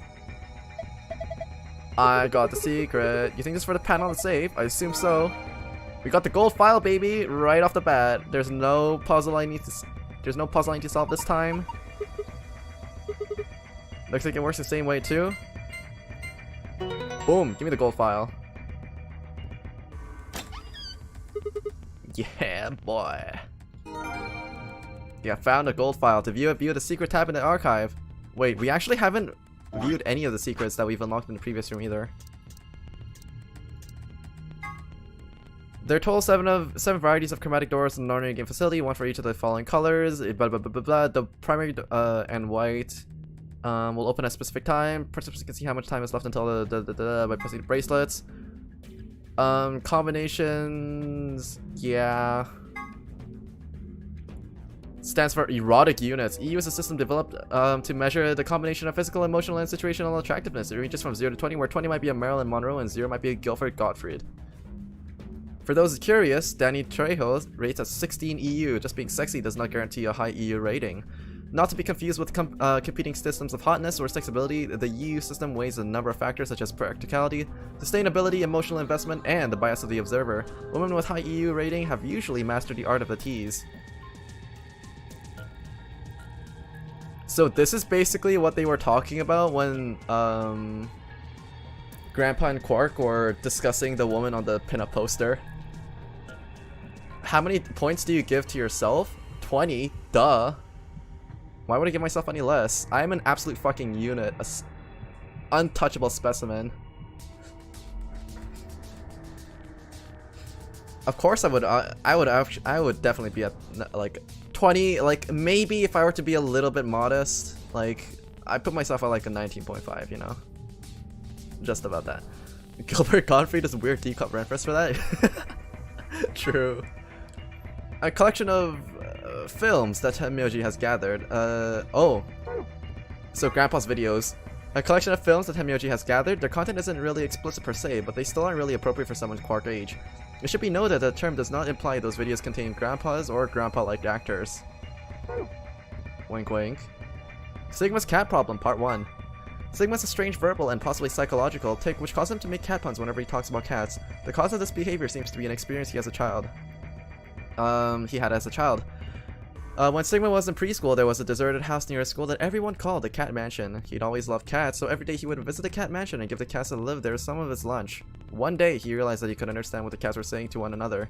A magical black cat appeared and told him that it had given him this gift in exchange for giving him food to his fellows, but, the magical cat said, "You can never tell anyone about your gift." The magical black cat warned, "If you do, you'll be cursed." But young Sigma was so happy about his newfound ability that he slipped and told a girl about it, so the black cat cursed him. His curse was to speak only in cat puns for the rest of his life. Fortunately for him, a magical white cat came along soon afterwards, felt the curse was a little too harsh and lessened it, so that he would only talk in cat puns whenever he talked about cats, and they lived happily ever after.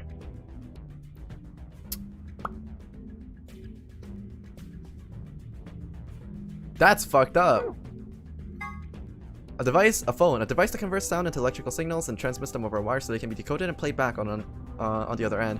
It's useful for speaking to people who are far away. The invention of this telephone is generally credited to Alexander Graham Bell in 1876, but there is dispute in some circles as to whether or not this is the truth.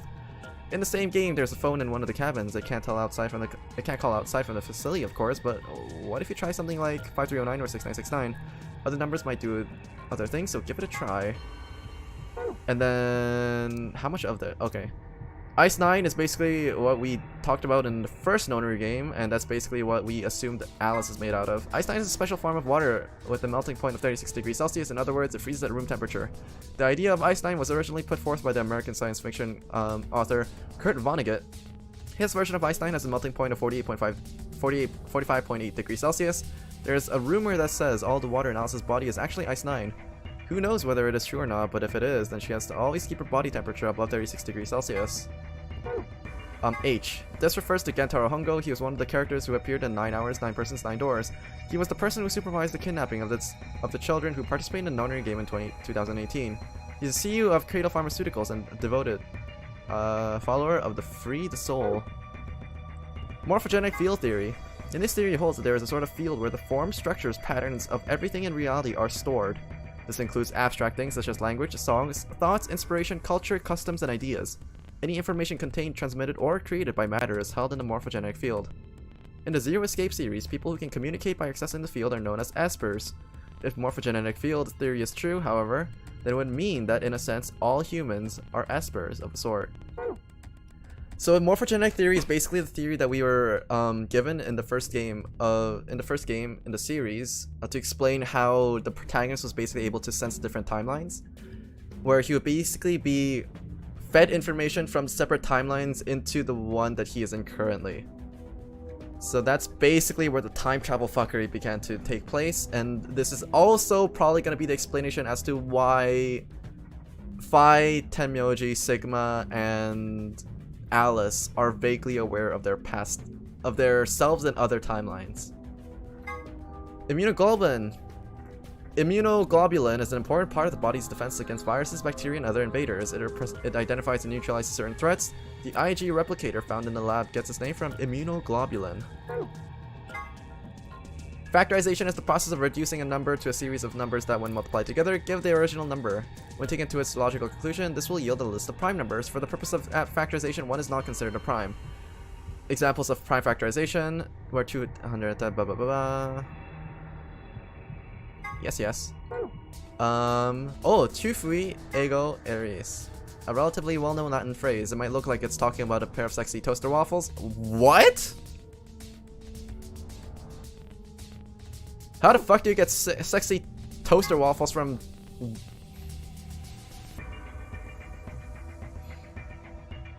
But it actually means something like, what you are, I was. What I am, you will be. Sometimes used as an epitaph, the implication is that the person in question was once alive, like the reader, but that the reader will one day also be dead. A little ominous, I guess. The SOIS, the Special Office of Internal Security, or SOIS, is an elite intelligence organization under the jurisdiction of the Department of Defense. They investigate potentially disruptive or dangerous elements such as domestic or foreign terrorists, radical political splinter groups, and religious organizations with extreme agendas that could pose a threat to the state or the citizenry. Their stated purpose is to maintain peace, but their charter authorizes them to arrest, detain, or even kill. Scary. And we have Alice in the background. Okay.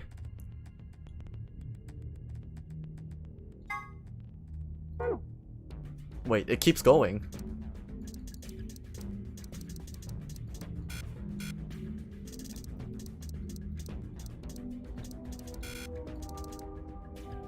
Okay, gotcha. For some reason, Sigma, or perhaps the author, seems to be unnaturally obsessed with swimsuits. Why is that? Was he involved in a horrible swimsuit accident, now repressed in his youth? Did he have a crush in high school on a girl on the swim team who put her Olympic aspirations ahead of any possible romance? Is he just a perv? The world may never know. He is just a cultured man. How dare you question his tastes?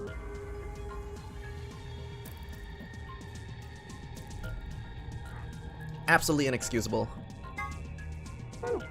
Password input device. This device can be used in emergencies to deactivate the antimatter bombs hidden throughout the facility. It doesn't really have any official name. Sometimes it's called the designated computer terminal, but sometimes it's also the input device. The device also has a small QWERTY keyboard beneath a LCD display. On the top is a large black cable which can be attached to the bomb you wish to deactivate. Entering the correct password on the keyboard will stop the detonation. Antimatter Reactor. In a general sense, an antimatter reactor is a system that generates electricity or some other form of power from matter-antimatter reactions. This facility uses hydrogen and antihydrogen, the reaction's power turbine, which generates electricity and powers everything in the facility. It looks like a gigantic octopus, but it's definitely not edible no matter how you cook it. Damn. Foiled. Antihydrogen atom. A particular type of antimatter, normal hydrogen atoms have one proton and one electron, but an antihydrogen atom has the opposite, one antiproton and one positron. In November 2010, the European Organization for Nuclear Research, CERN, issued a statement announcing that they had captured an antihydrogen atom. They claimed that they had gathered 38 of them, in fact, and managed to hold them in a special container for 0.2 seconds.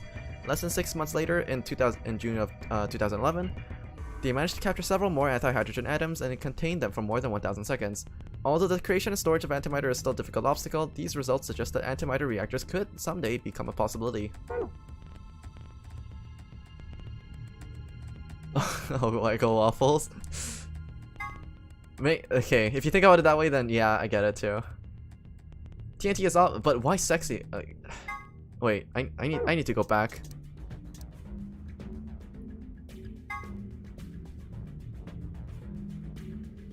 No, I still don't get it.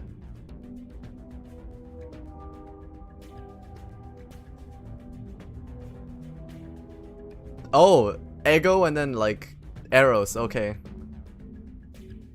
I was wondering where the sexy component came in. Okay, gotcha. TNT is often used as a reference point when discussing the power of explosive devices. Specifically, explosive power is usually described by tonnage.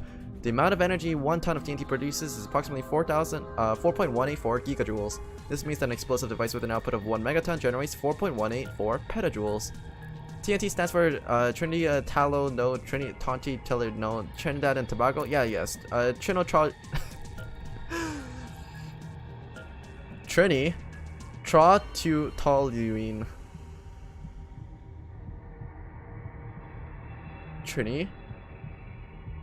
Trinitrotoluene. That's it. It's one of the most common explosives, which is how it became to be a reference point. A kilogram of TNT has 4.184 megajoules of energy, but a kilogram of butter has 30 megajoules. Butter is some dangerous stuff. Huh? Oh. Yeah, I get it. Okay, yeah.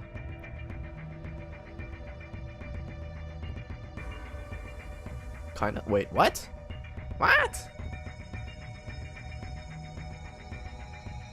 I guess just because the chemical composition of TNT that allows it to explode much more violently compared to butter.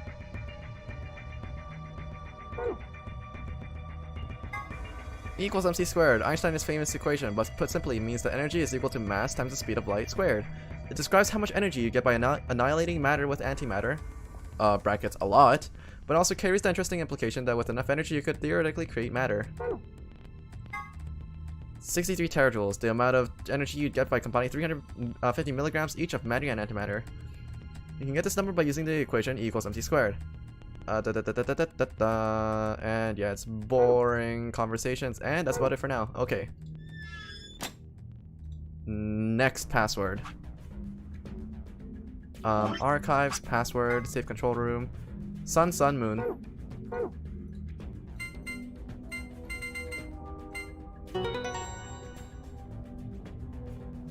Butter probably makes you explode with all that gas you've always been talking about. To me, like, I'll confess one thing. The people in my household don't really cook with butter. Unfortunately. Okay, let's get our prices first. We got a map. It says floor B. The one we found in the crew quarters said floor A. So did the one in Infirmary. We came down here using an elevator, right? So that would make A the top floor. Seems weird. Don't the numbers usually count up from the bottom floor? Well, look at it this way. A is for above and B is for below. Why does that seem ominous? Whatever. Moving on. Our next prize is key cards. They have a moon on them. That means these are the moon cards the announcer was talking about. Now we can play the next AB game. They give us 2, just like with the sign cards. I'm a solo, so I'll take 1. It's fine with you guys, right? Sure, go for it. We got 2 other things left. I've seen one of them before, but this one... Is this some kind of input device? It has a keyboard on it. And a cable connected to the top. Let's go blow some shit up, eh? We can worry about that later. Might as well take it with us for now, though. And finally, the key. This will unlock. No more screwing around. Let's go. I believe the door is here. Yep. Boop. Oh, you didn't notice. Notice what? The thing on the other side of the glass that looks kind of like a metal octopus. I think that maybe that's an annihilation reactor. Annihilation? You mean like the bomb? Yes, the core of the annihilation bomb would work on the same principles. I think Fi knows a lot more about this, more about me than these things. Blah. Well, I wouldn't say that. I've just picked up a few tidbits of information here and there. Tidbits, huh? If it's what Luna thinks, then it's probably simple. There's gonna be a bunch of matter and antimatter in there, probably hydrogen and antihydrogen, bumping into one another. When they do, they annihilate one another, and that's where you get the energy.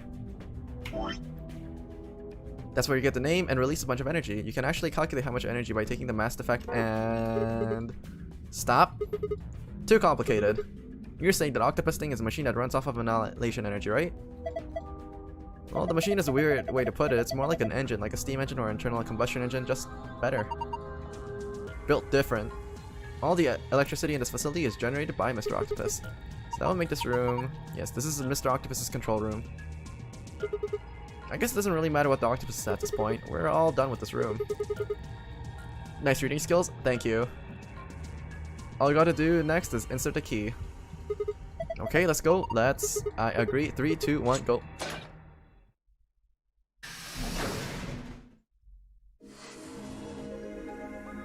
You found it. Where the hell are you now? An Ambidex gate has been opened. 45 minutes remain until Ambidex game polling closes. Wait, somebody opened it already? Huh? What's going on? Maybe someone from the team opened yeah. one of them. They must have found a moon card. Well, why the hell would they just go and open one of the doors on their own?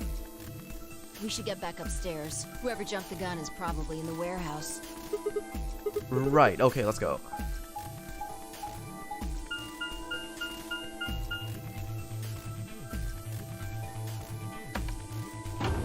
Alice with a 1 BP maybe? Possibly.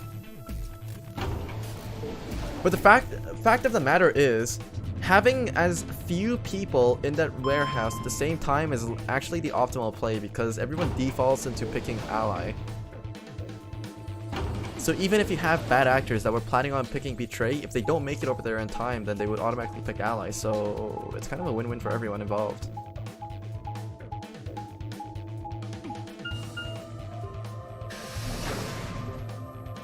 So it would technically be in everyone's best interest to open up the doors as soon as they can.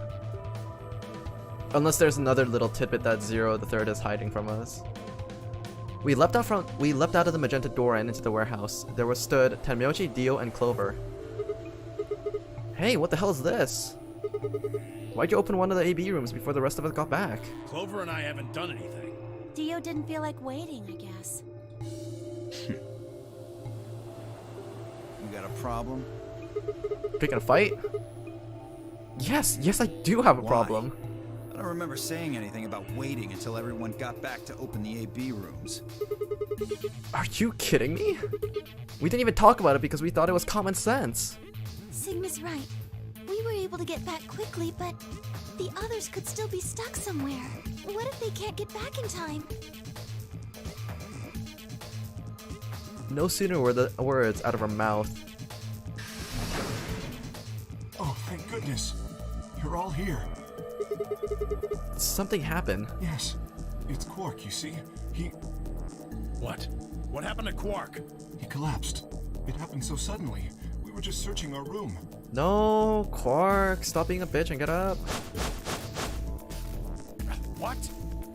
Please, you must hurry to the infirmary. His condition could change at any moment. You should go. Oh no.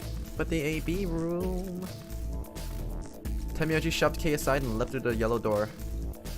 The rest of us exchanged a few startled looks, then ran off after him.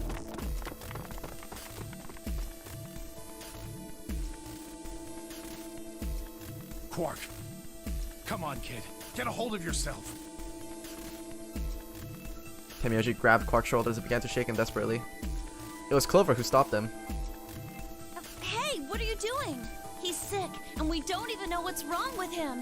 What if you make him worse? Yeah, stop shaking the baby. You're gonna kill him. Then what am I supposed to do?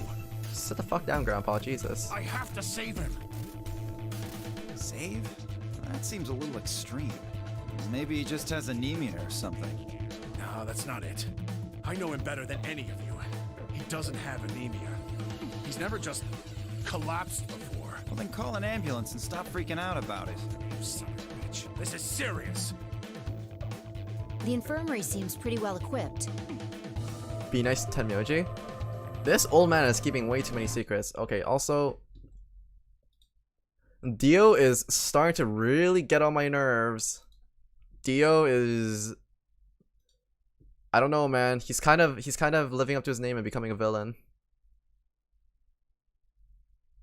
I'm gonna... But he did vote ally in the first round. So I'm just gonna move him down my like list, but he still gets to live for now. I'm just gonna put him in the bottom right corner over here. For now. I guess you can say that he's too busy clowning around. Alright, you're banned. There are plenty of diagnostic tools, but Without a doctor, there's not going to be much we can do with him. Oh, right. Well, we've got Luna. Luna? That's right. I remember Dio saying something. You have a medical license, don't you? Wait, really? Is that true, Luna? Well, yes, but... Why does she look surprised? You have to take a look at him then. Oh shit, my bad. Please. Quark needs your help. Okay, I'll see what I can do. I think that machine over there is a medical scanner. Okay, and this is basically playing out exactly as it had the previous time, where It's called it use. Yeah, I she believe. basically just uses let it that MRI to basically scan for any impurity in his body, and then it's like, oh no, this guy is sick, and then he has Radical 6. Oh no. How terrible! he's And then gonna- he's gonna fucking get up, and then he's gonna try to fucking int. I told. Fire. Yeah.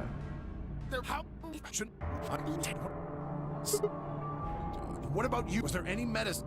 There was And then he's gonna get up, It was kind of maybe and then Quark has the bottle of. Quark. Quark! Oh, thank you're awake. Get away! What? What you got there? Quark. I Have to. What are you talking? Isn't it? But- Like...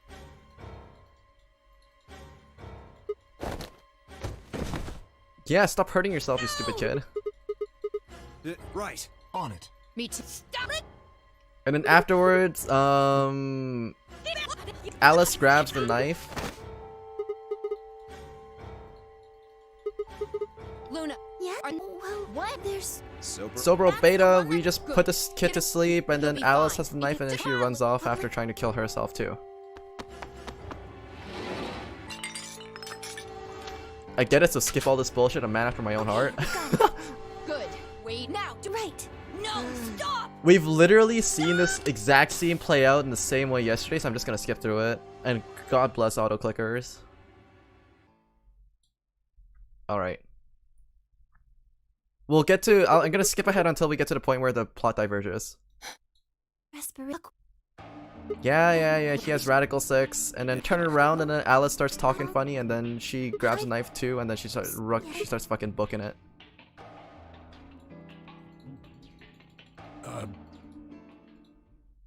I turn and follow Tenmyoji's gaze.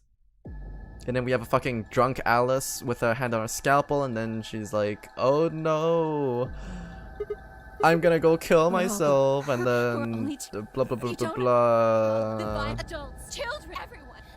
Everyone's gonna die! And then she just runs off. And then we just basically quickly try to chase after her, yada yada yada, keep going. And then everybody just basically heads off into their own directions and tries to find her. Left or right? We lost her. Well, quickly. Right. Look, just do. Understood. 10 me. The rest of sound good? Nice. All right, let's get going. Get going, get moving. Go, go, go, go, go. At Phi's command, we scatter, filtering off into different doors. Come on, boy, keep running. Not gonna find her in the lounge. Keep going. Find her in the gardens.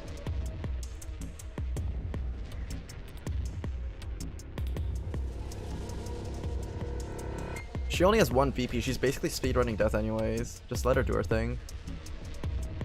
She already backstabbed us once. No point in complaining. Just keep going. Head to the garden.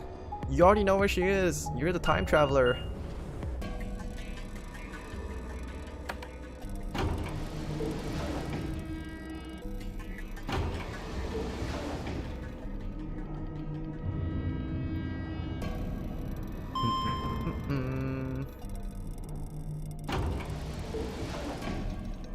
Man, if only they hurried up the door animations here. It's so needlessly long sometimes and doesn't add much to the story. Yeah, now we're heading towards the green room instinctively, and then we're just gonna go all the way to the garden where we're gonna find her passed out. Wait, no, this is different. This isn't the bee garden. This isn't the botanical garden. This is the archives.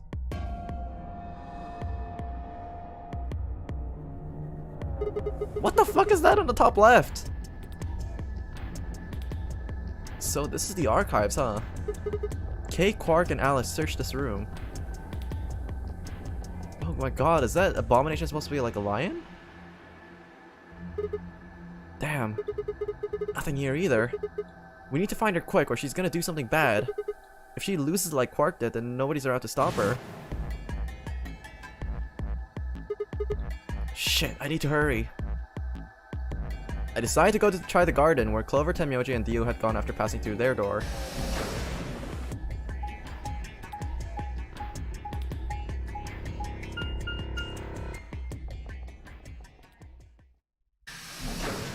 Now we're at the botanical garden.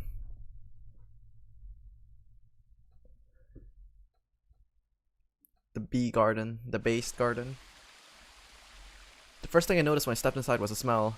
Plant life was everywhere and the air was filled with the fresh scent of it growing, underlaid with sweet, dry tones of dead leaves underfoot. And possibly dead Alice too, I guess. While the air outside had been dry and harsh, in here it was warm and wet like the forest after spring rain.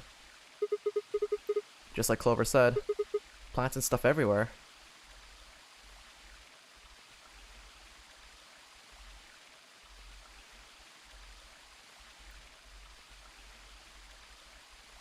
And how the fuck does that lion look like the one in the garden? They look nothing similar. Like, that lion doll needs to fucking apologize to its species for looking that way. Okay? It's that bad. It has no right to label itself as a lion at this point. The tiles were so much cooler. I walked slowly down the path, still slightly stunned. Most of the facility had been cold, dull metal, but this room was positively verdant. Mean and hurtful to the doll? Look at its fucking face and tell me and tell me it's not asking for it. Its existence is basically posting itself on the Roast Me subreddit. Man, hard to believe there's something like this in here. What the hell was this even for? As strange as the garden was, Alice needed to be my priority. I reined my thoughts back in and continued down off the path and into the grass. I'd only gone a few steps when I stopped short. Da da da. Oh, there you are. Alice. Good. I'm glad you showed up. I Huh? just got here a minute ago. She was like this when I found her. Bullshit, you probably knocked her out. When you showed up, I was getting ready to take her to the infirmary. Then she's alive? Yeah. Her breathing and pulse seem normal. She doesn't appear to have any obvious external wounds. So she's just unconscious. Looks like it. What about the scalpel? Doesn't look like she has it. Figure she probably dropped it on the way here. Huh. Anyway, we need to get her to the infirmary. Give me a hand here. Right. Wait, hold on. There's something I need to tell you. Just stay calm. What? Look to the right. My right or your right? Your right. What the hell? This is a bomb. Exactly. I'm pretty sure someone didn't move it here from the crew quarters. Yeah, this one's labeled 01, stupid. In fact, I'm pretty sure it's an entirely different bomb. Look at the number on the side. It says 01. Wow. You deduced it. Congratulations. The one in the crew quarters says 03. It's gonna blow up and the game is over? Good. Shit, and there's no questions, huh? I've got more good news. Just think about the numbers for a moment. You're saying there's a bomb 02 out there somewhere. I can't be sure, but it does seem pretty likely. Damn it. That means we're talking about an explosion the size of 3 tons of TNT. Yeah. Clover, Tenmyoji, and Dio investigated the garden. There's also a chance someone else said it. Anyone could have come here after they left and before we showed up. Anyway, we need to move Alice. Help me out here. What if Kay is basically just like shitting these bombs out somewhere? Alice is lighter than I expected, and Fi and I managed to set off towards the infirmary at a brisk trot.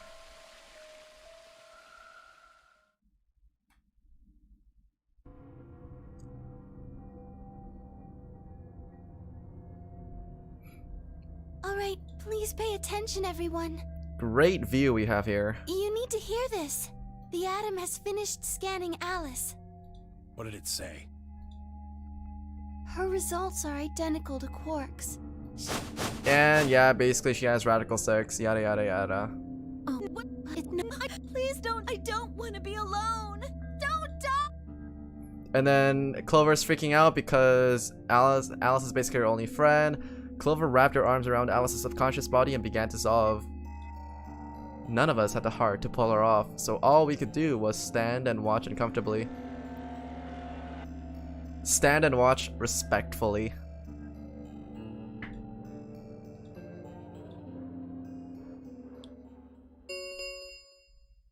Damn it, it's over. 10 minutes remain until Ambidex game polling closes. All players, please enter your votes.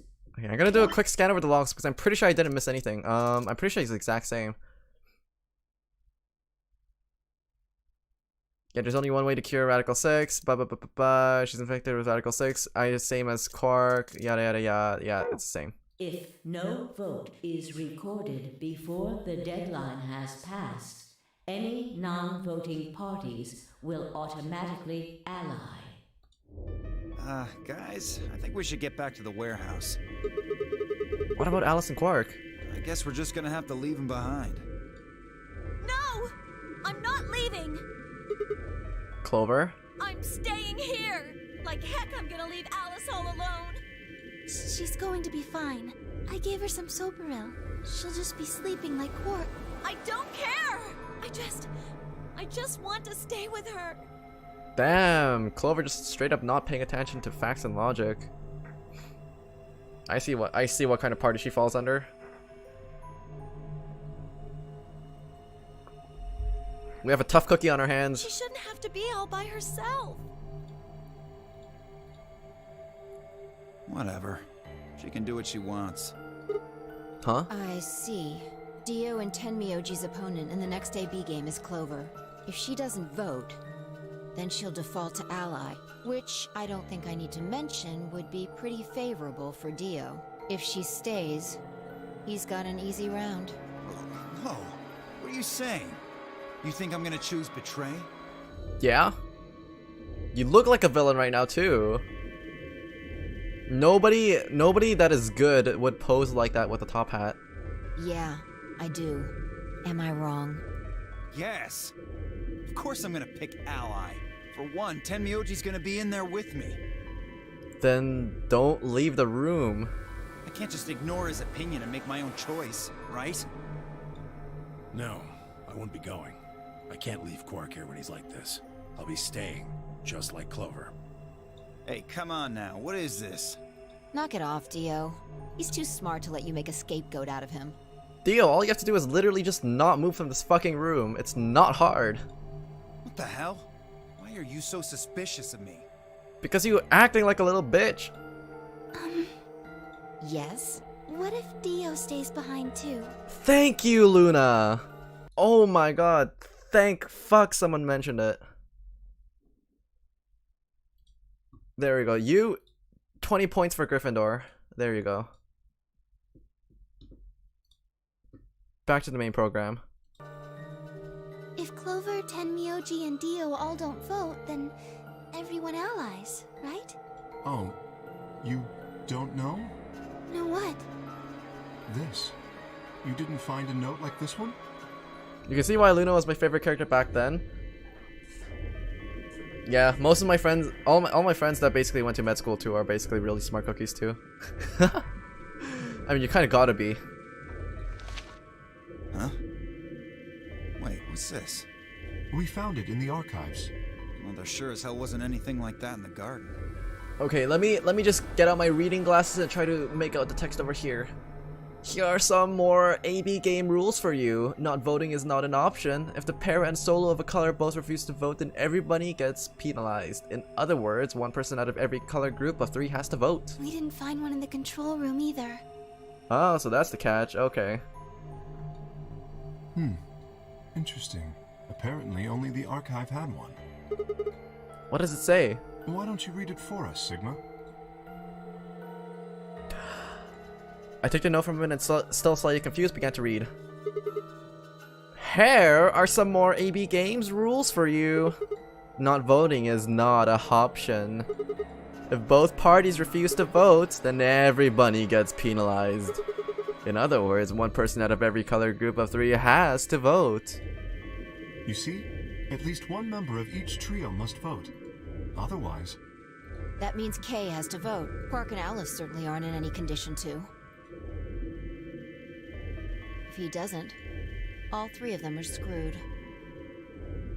Also, if Kay is the only one that's leaving, then it's also very easy to pinpoint,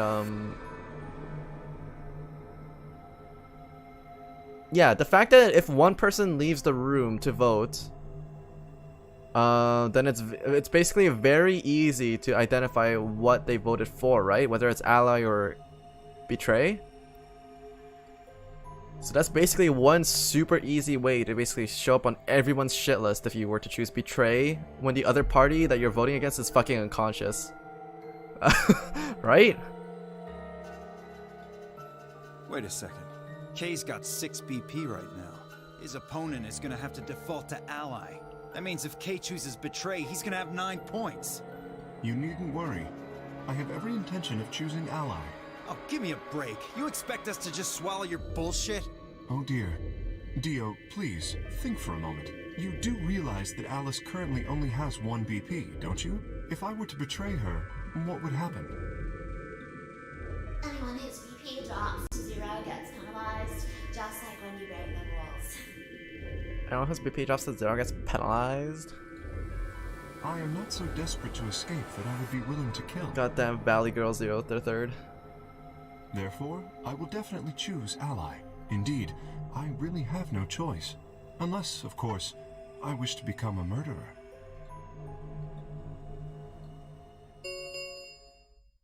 Because Kay looks so much like a murderer, I'm hesitant to point him into being a murderer. We don't have time to argue about this. I don't think he's gonna kill her. There's only one solution. Clover, you're going to have to go vote for us. Huh? What does that mean? What, did I use big words? Huh? It means this! I never seen someone move that fast before, let alone someone as old as Tenmyoji. In the blink of an eye, he covered a few feet between himself and Dio and slammed a close fist into the other man's chest. Okay, old man, okay. Fuck him up. Dio fell to his knees, wheezing for air. Tenmyoji waited half a second to make sure he was down, then turned to look at Clover. He's not gonna stay down forever. Get out of here, Clover. But... You and Kay are in the same position now. I've only got 1 BP, just like Alice. Interesting. So long as Tenmyoji doesn't vote, Clover's only choice is to choose ally. Admittedly, there is a chance she might kill me. Are you saying you trust me with your life? That's about the size of it. Clover looks so happy at the predicament that she's facing right now. She's like, you're actually gonna let me kill you? Look at this fucking face. That's the look of a serial killer right there. That is not a normal look that someone has when asking such questions. What the hell are you standing around for? Get! You don't need to worry about Alice. I'll keep a good eye on her, I promise. Now get moving! I'll keep a good eye on her. Okay, you fucking perv. I get you. You and your grandpa videos. Tenmyoji needs to be protected at all costs. He's looking at Alice respectfully while Clover goes out to vote for her friend, okay? He's looking respectfully. You still don't trust me? No, that's not it at all. I trust you, I just... 3 minutes remain until Ambidex game polling closes. You can trust someone with your life, but that doesn't necessarily mean you have to trust that dude to be in the same room as an unconscious friend of yours. We need to go. Come on. Okay, take care of Alice. She'll be fine.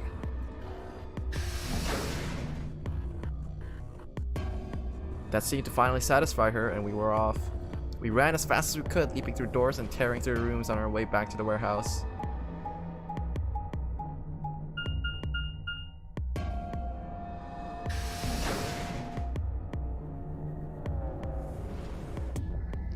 Warehouse A.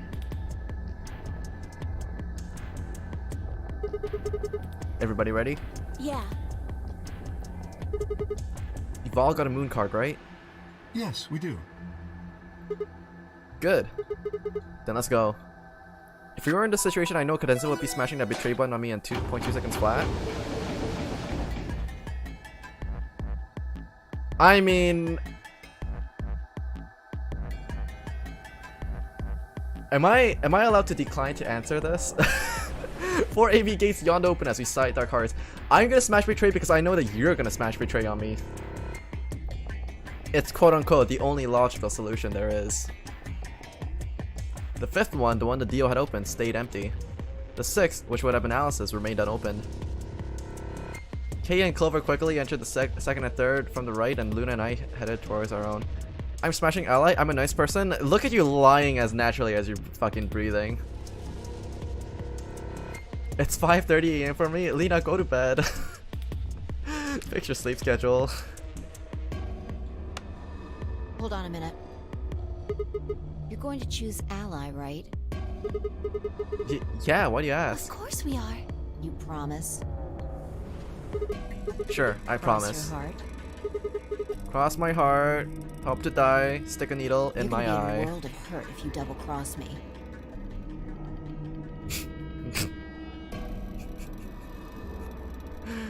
She says she's gonna beat me up, but she couldn't even reach the top hatch when we first exited the room. Like, come on, girl. Get a reality check. Don't sweat it. I'm a man of my word. 5 frowned but said nothing, then disappeared into her own AV room, the second from the left. Luna and I nodded to one another and headed for the last one, the leftmost room. How to deal with short people. Literally just stick one hand out and just put it on their forehead and they have no way to reach you. It's so fucking easy. Not all of us are tall. It sucks to have lost the genetic lottery, doesn't it?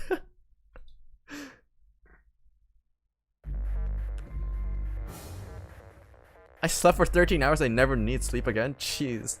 The Ambidex game will now begin. To enter your vote, press the start button on your screen. Once you have entered your vote, the door will lock automatically. It will not open again until the polling period has finished.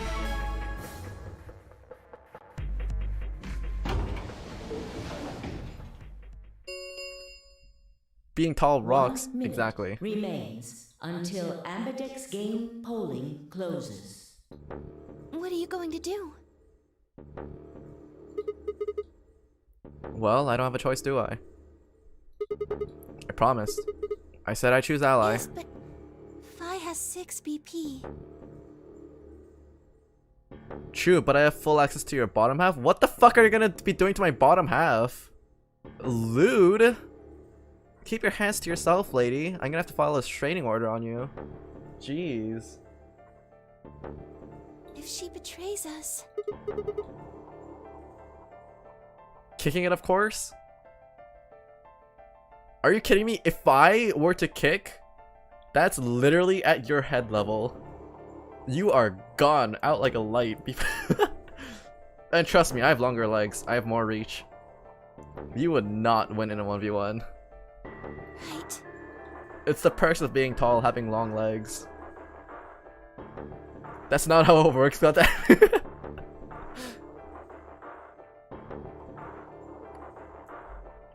If you're short, wouldn't punching the bottom half be better? Oh yeah, true. If you're short... Dude, unless you actually like practice your kicks, yeah, chances are you're not gonna be able to reach. And good luck trying to punch it before my foot makes like contact with their face. That's also gonna be very difficult. I mean, another really sad part about this is the fact that I can only really say this to other Asians. The fact that I am tall, but it's like tall Asian standards does not equal tall Western standards. It's the biggest struggle. I'm a fucking man when it comes to Western standards.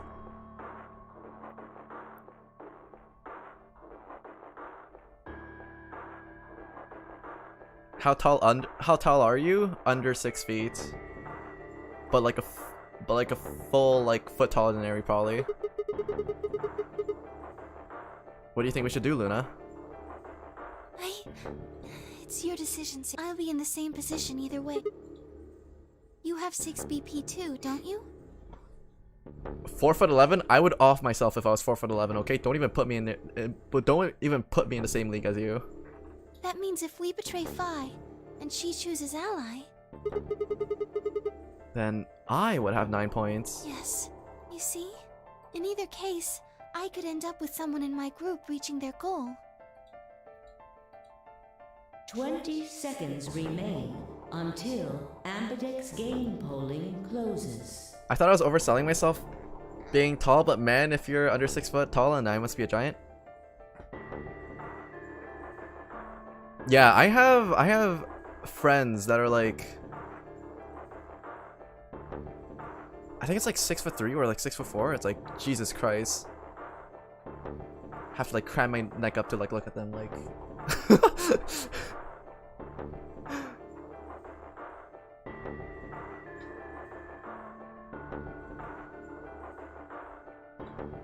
That's it.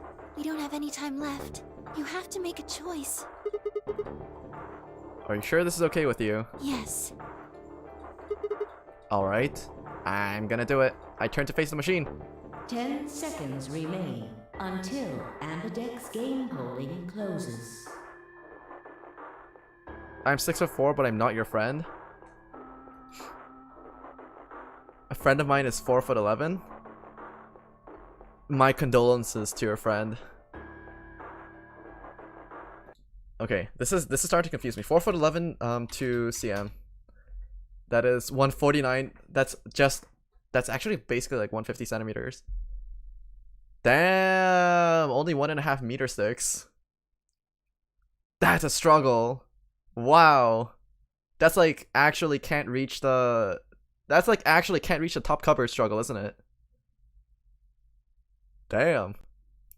And 6 foot tall is like hit your head on the top frame of the door tall. Just make a tall person help.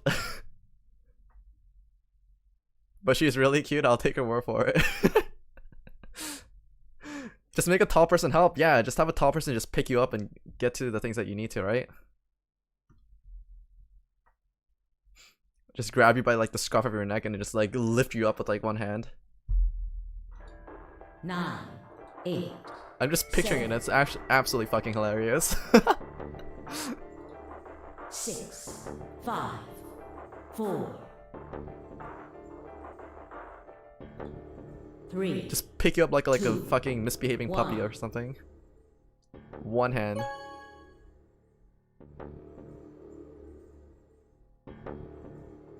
Round 2 of the Ambidex game has been completed. Results will be displayed in the warehouse. Thank you for your participation. Let's see if anyone actually has the balls to vote betray in our current situation right now. Ambidex gates now opening.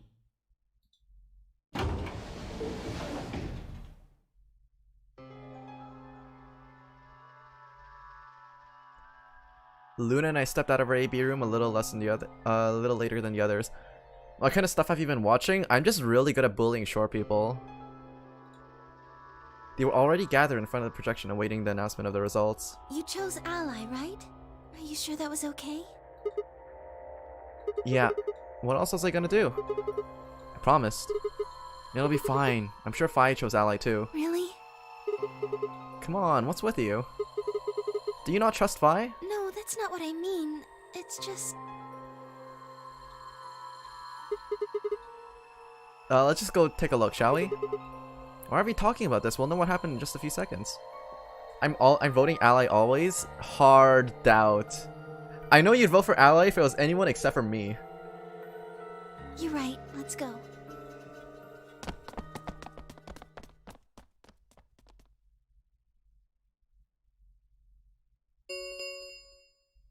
Results from round 2 of the Ambidex game. Not nice. Okay. The thing about bullying short people, it's like, okay, normally I'm not the type of person to make fun of people for things that they have no control over.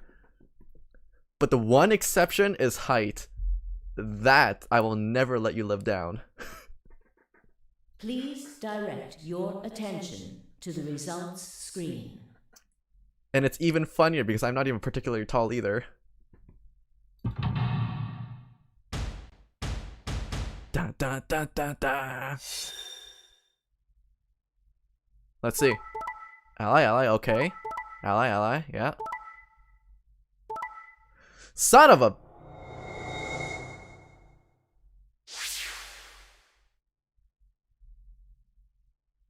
Points have been assigned or subtracted accordingly. It's funny to make fun of short people. There you go, Lena gets it. Get the surgery where they break your legs so they grow more. I actually know someone who actually went through that surgery. Apparently it's a very rough procedure.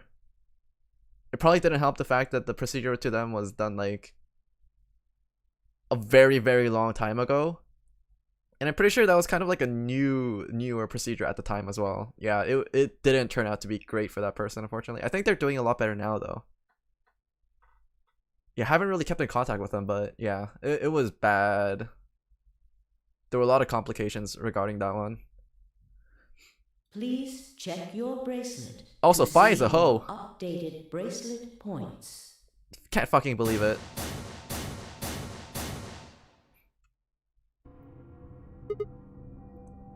Short people just need to grow? Yeah, Eri, take notes. Hey, what the hell is this? Why'd you choose betray?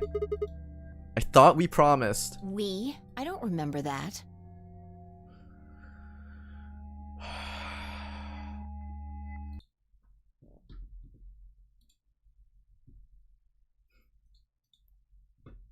Bitch got an attitude, I gotta stop it. I still fucking love her design though, but you know, she doesn't deserve to live anymore. She's gonna be the sole resident of the top left corner. The character design on this girl is so good, but oh my god, she gets on my nerves.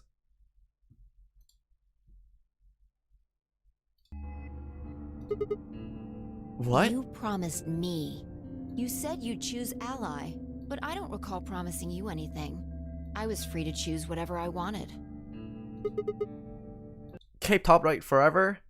Yeah, the reason why K is in the middle over here is because we simply don't have enough information to judge his character yet. So there's a couple of characters where I basically went off of initial placements, and K is one that didn't move. 0 to 3rd is also another character that didn't really move. These two were closer up here. No, Quark was in the top right corner. Tenmyoji was in the middle, and then they both moved bottom left. Alice was also in the top right corner, but then she moved bottom left. Clover is basically staying on the top right because I basically know her from the previous game. Sigma is also staying. Sigma was basically moving up and down on this side, but because it's me, I'm gonna have to keep him on the live edge. And the most drastic movement was probably her. Yeah, K is the only one that actually didn't move on the chart at all. Basically, ever since I placed him. We need to basically explore a room with him first before I can come to a decision. Short people are kind of cringe, just grow. Alright, I'm pinning that.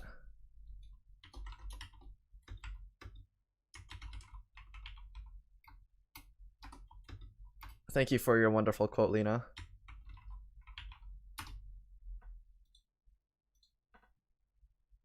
Wonderful. I had to pin that message on my YouTube chat so Ari would understand. You should have seen this coming. I told you I'd make you pay. And now I am. Huh? I had absolutely no idea what she was talking about. You reap what you sow. This is your fault. You chose betray first. First? Do you mean in round 1? No. I mean the first round too. Huh? Have you lost it? Take a real good look at the results up there. This is round 2. My vote was ally. Yours is betray. I didn't betray you. I never betrayed you. Yes, you have. Remember? I think you're gonna sleep now. Good night, Lena. Oh, don't lie to me, Sigma. Drop the act. There's no way you don't know by now. Know about what? What's happening to you? The strange things you've been seeing. Do you mean the premonitions? I wanted to say it, but the word formed itself in my mouth. I felt a tingle along the back of my neck. Someone was looking at me. I turned around to see Luna, Clover, and Kay. What are the two of you talking about? It's nothing. Forget about it. I'm afraid it's not that simple.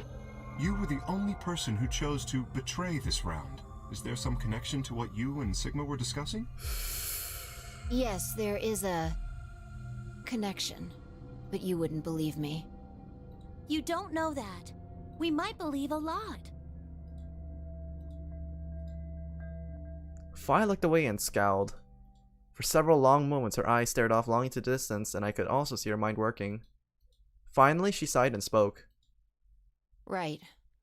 Well, I've got 9 points now. So sorry, but I'm out of here. Huh? What do you mean? Do I really have to explain it? I'm leaving. Through the number 9 door. Hey, wait!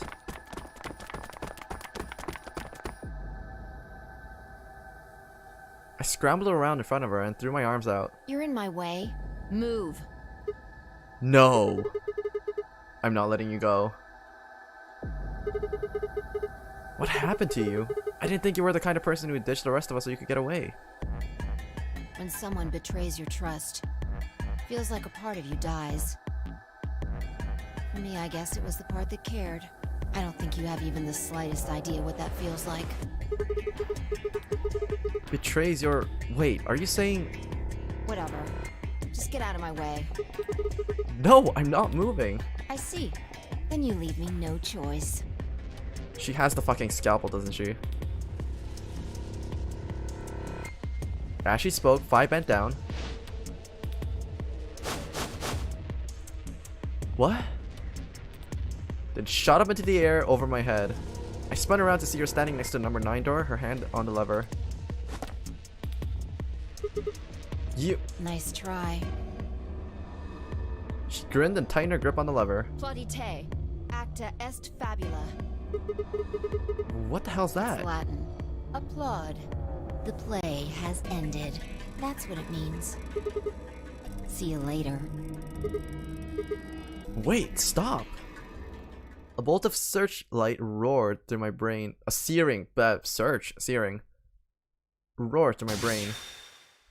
Brain blast. When I came to, I was floating in a field of nothingness.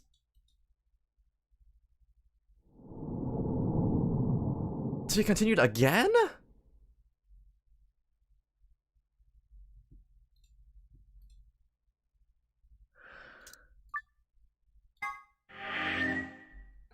What in time-traveling tomfuckery is going on? Okay, return.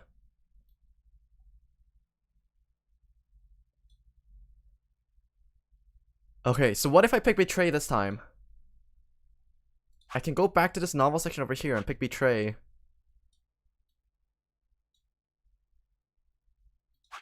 Okay, I'll try that. I'm pretty sure I'll have enough time to explore both these options. Okay, I'm gonna pick Betray. I'm gonna do it. 1 minute remains until Ambidex game polling closes. What are you going to do? Yes, but if she betrays... You have any... Yes. Yeah. 10, 9, 8, 7. Alright, let's see how she reacts. 6, 5, 4, We're kind of metagaming at this point, but the fact that this route is so short, even if I pick Betray, is kind of sus. What's gonna happen? 3, 2, Oh, no, but 1. then I get to leave. She's gonna pick Fi's gonna pick Ally and I'm gonna pick Betray.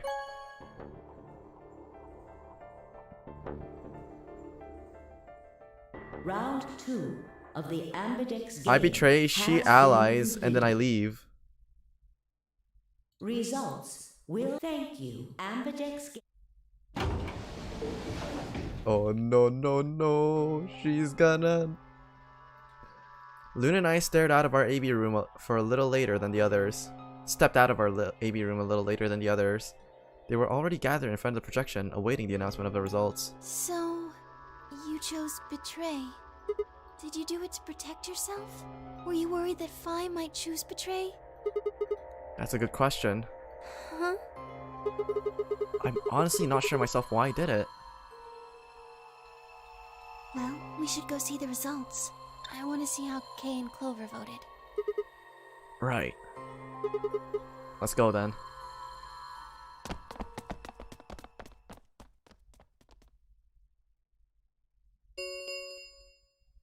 Results from round 2 of the Ambidex game will now be displayed.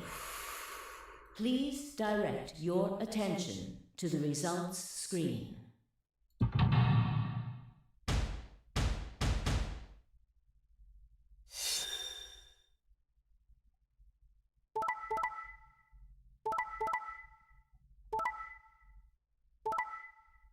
There it is.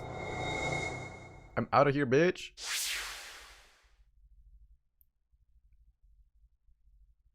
Points have been assigned or subtracted accordingly. Please check your bracelet to see your updated bracelet points.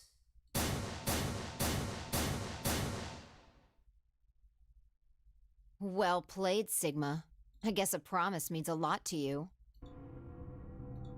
I had nothing to say. She was right. I'd broken a promise. Why did you do it? Nothing to say. I guess I misjudged you. I thought you were better than this. That was not a smart move, Sigma. I won't forget this.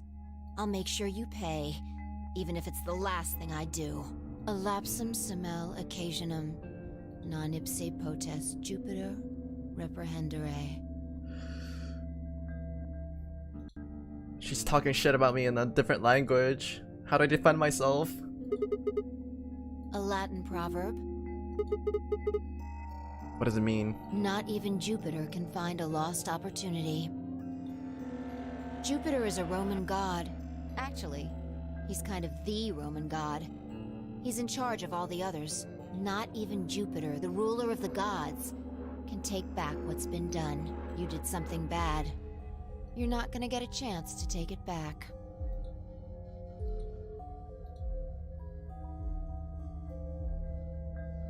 I turned away from Fi. I couldn't stand to look at her anymore. In front of me were Kay and Clover. Their eyes bored into me with cold disapproval, and I looked away. They'd both chosen an ally as promised. The only person who'd betrayed anyone was me. The only person with 9 BP was me. Little wonder I wasn't very popular. What do you intend to do? You aren't thinking about trying to open the number 9 door, are you? For a moment I considered the unthinkable. Could I break through them and reach the door? Once I was through, I'd be out of the game, and free from their judgment. But... no, I couldn't do that. How could I possibly justify leaving them all behind so I could escape on my own? Why had I chosen Betray? In my memory, it seemed like an almost flippant choice, as if I'd been curious to see what would happen. If betrayal was what I wanted, I should have made that choice with commitment. As if I'd been curious to see what would happen. But there I was, and I couldn't turn back.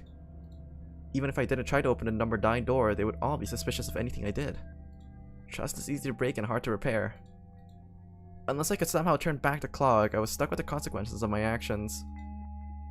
Elapsum semel occasionum, non ipse potest Jupiter reprehendere.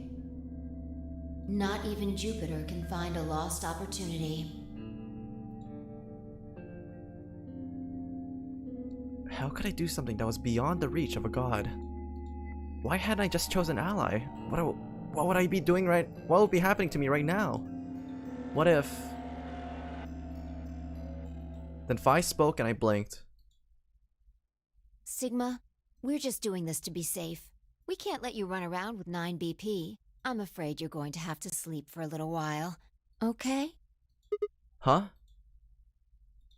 I started to turn around, but it was already too late.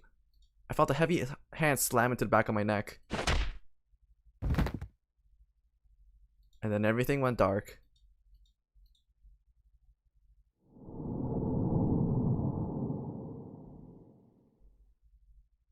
They just straight up killed me. Okay.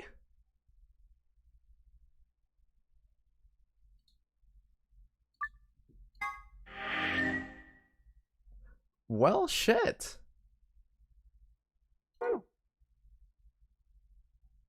Well, that was a bad end.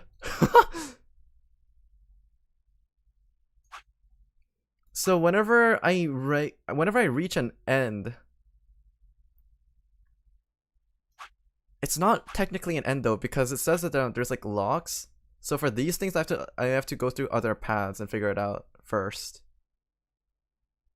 Cadenza. Yeah, it feels bad, man.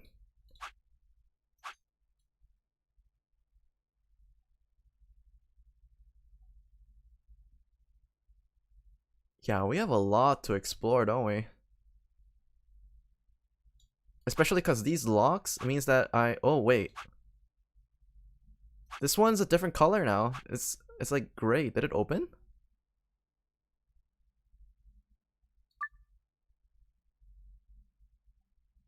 What if I jumped?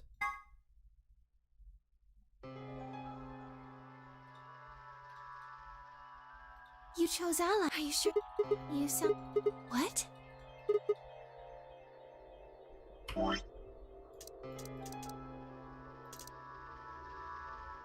It's not confidence, I already know. We'll look pretty quick whether I knew everything or not. Let's go.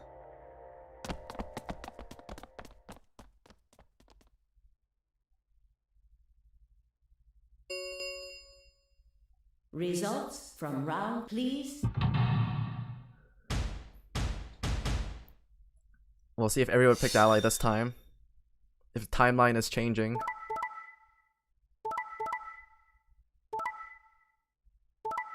No, it's still betray.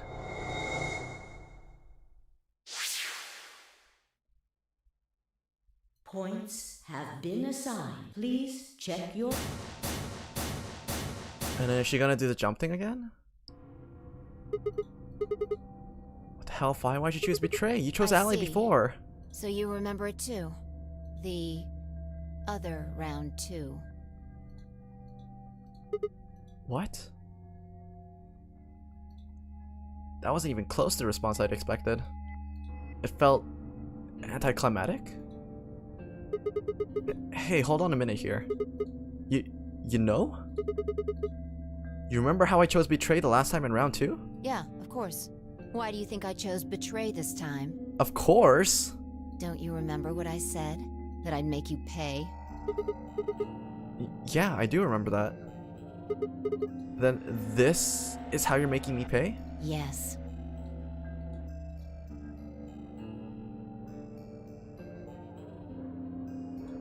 Wait, no, that doesn't make any sense. Something wasn't right. How could we both know about an earlier round 2? How could there have been an earlier round 2? Was it some sort of alternate history? What the hell was I thinking? That was conspiracy theory shit. Even if there was some sort of alternate timeline or universe or whatever, there was no way I could know what happened in it. No way I could know. At least I didn't think that there was any way I could know. Like, but if I could, then how? I remembered Phi choosing ally, then scowling at me when I broke my promise and swearing revenge. That was not a smart move, Sigma. I won't forget this. I'll make sure you pay, even if it's the last thing I do. Why did I know that? Perhaps more importantly, why did Fi remember it? What the hell did any of this mean? It had happened before, hadn't it? During round 1 of the AB game when I was playing against Alice, I'd seen something. Fi and I had chosen Betray. But for some reason, I'd seen a reality where we chose an ally instead. Suddenly, I realized that I wasn't alone. I looked up to see Luna, Clover, and Kay. They all began to speak at once. What happened? Why did you choose Betray, Fi? Yeah. You're the only one who didn't vote ally. Fi looked away and scowled. For several long moments, her eyes stared off into the distance, and I could also see her mind working. Finally, she sighed and spoke. Right. Well, I'm so sorry, but do I really have to explain it? I'm leaving. And then she basically just goes? Seems pretty vindictive that she gets to murdering one path and still needs a revenge in this one too. Yeah. She is a dangerous person. I scrambled about in front of her and threw my arms out. You're in my way. Move. And then she's gonna do the flippy jump trick. Whatever. I see. Can you leap?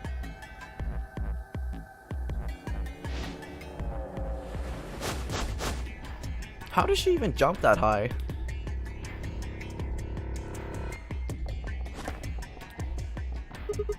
Nice try. Bloody Tay. It's luck.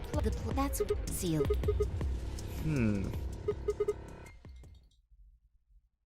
Oh, it diverged. I found myself speaking before I even knew what the words were. Not even Jupiter can find a lost opportunity. Are you sure this is how you want it to end? What about the nonary game? Zero? The bombs? We still don't know the truth about any of it. If you leave now, we never will. Is that really what you want?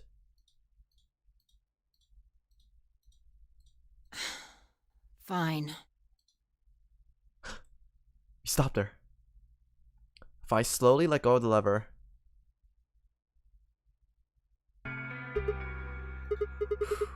Look, I'm sorry about betraying you. I'm honestly not sure why I did it. Forget about it. This time you chose ally and I chose betray. I think we're even. What are you talking about?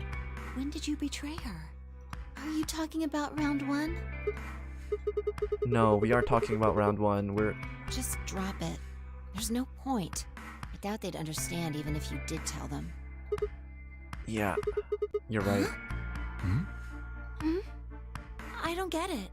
Well, at least it seems Fi has decided to remain. You've really changed your mind? Yeah, I'll stick around a little longer. Like he said, I can't leave until we figured out what's going on. The AB game will continue until someone opens the number 9 door. If someone reaches 9 BP and doesn't open the door, the game will keep going. Oh man, that's a relief. Please don't scare us like that again.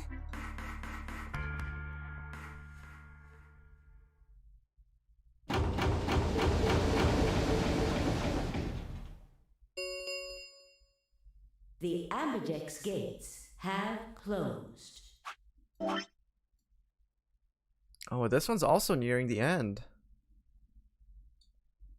What's that all about? Round 3 of the Ambidex game will be the Star Round. Star keys are required to open the gates. There is no set limit on usage of the star keys. Huh, so if you find one star key, then you could technically open the AB rooms for every single one. The Ambidex gates can be opened as many times as the players wish to open them. As many times as we want, huh? And that means... As long as you have the star keys, you can play the AB game as many times as you want. You probably won't be allowed to play it continuously, however. There's a period of time between when the doors open and when the polling ends. Based off the last 2 rounds, I think it's about 45 minutes long. So you can repeat the game once every 45 minutes or so. Oh, that's right. What? Didn't Zero Jr. say something about that? As soon as the gates close, your colors get all shuffled up automatically. The pair and solo assignments hop around a bit too. Oh yeah, what are your bracelets, guys? Looks like I'm a red solo. I'm a magenta pair. Me too. That means we'll be a team this time. I think we'll do great. Yeah. Who's gonna be my partner then? I'm a cyan pair. They do not appear to be here. I, for instance, am a yellow pair. Huh? Wait a second. If Luna and Clover are a magenta pair, Fi's a cyan pair and K's a yellow pair, who the hell am I supposed to partner up with? The cyan pair, I imagine. Vi and her mysterious partner. How do you figure that? Sigma, what colors are added together to create cyan? Green and blue, right? What color would you get by adding your red to that? Red, green, and blue would be white. Exactly. So you're saying the next set of chromatic doors are going to be white? Yes, How do you know? because I have seen them. After leaving the archives, we found a warehouse very similar to this one. In it was a set of white doors. Well, to be precise, a set of doors which radiated white light. Huh. We went over this in the secret archives as well, with the gold file. But there being 7 different types of doors. I saw him too. After we were finished in the garden, we went to the same warehouse he's talking about. Mm-hmm.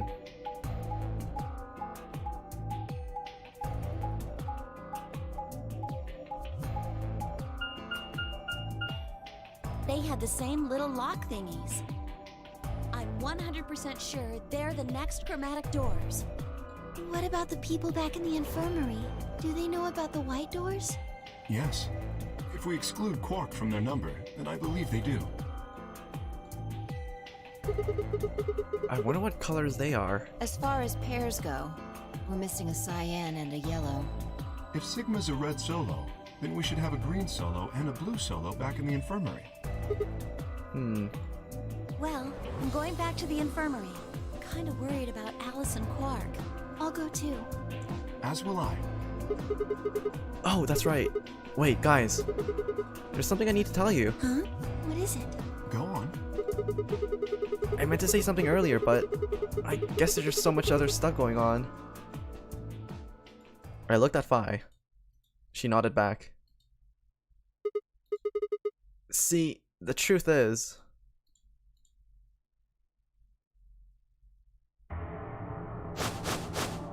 What? Oh no! You found another bomb? Yeah. In the garden. No. That's not possible. We didn't see anything like that. Could you have missed it? Hello, Jay. No! No way! We checked every part of that room.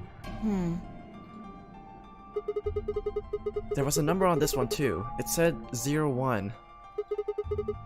Since the one we found in the crew quarters is 03 on it, well... You think there might be a third bomb out there somewhere? I think there's a good chance.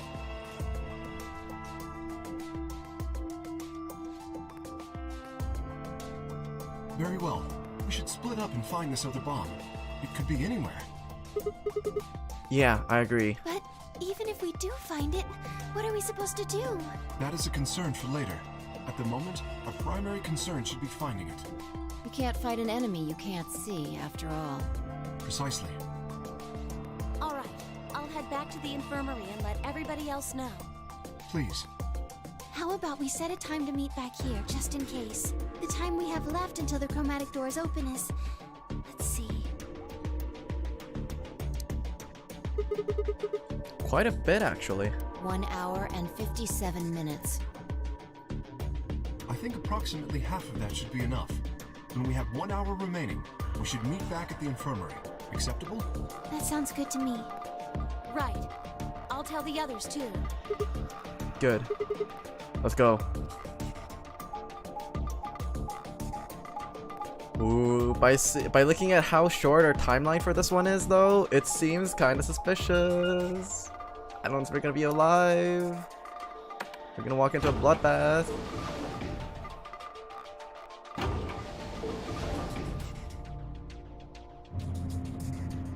Oh no, I have a bad feeling about what I'm gonna encounter now. Sneaky suspicion.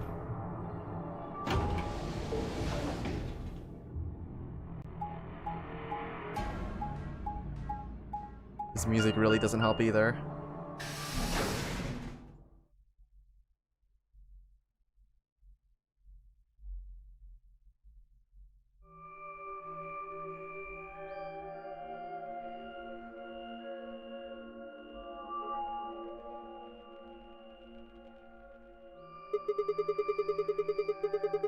So these are the white doors that Kay and Clover were talking about. Yeah, there's the lock thing. No question, these are chromatic doors, I guess. So it seems. Ugh. What? When did you— I've been here the whole time. Seriously? I didn't even notice you at all. Oh. I guess your hearing's starting to go. How sad.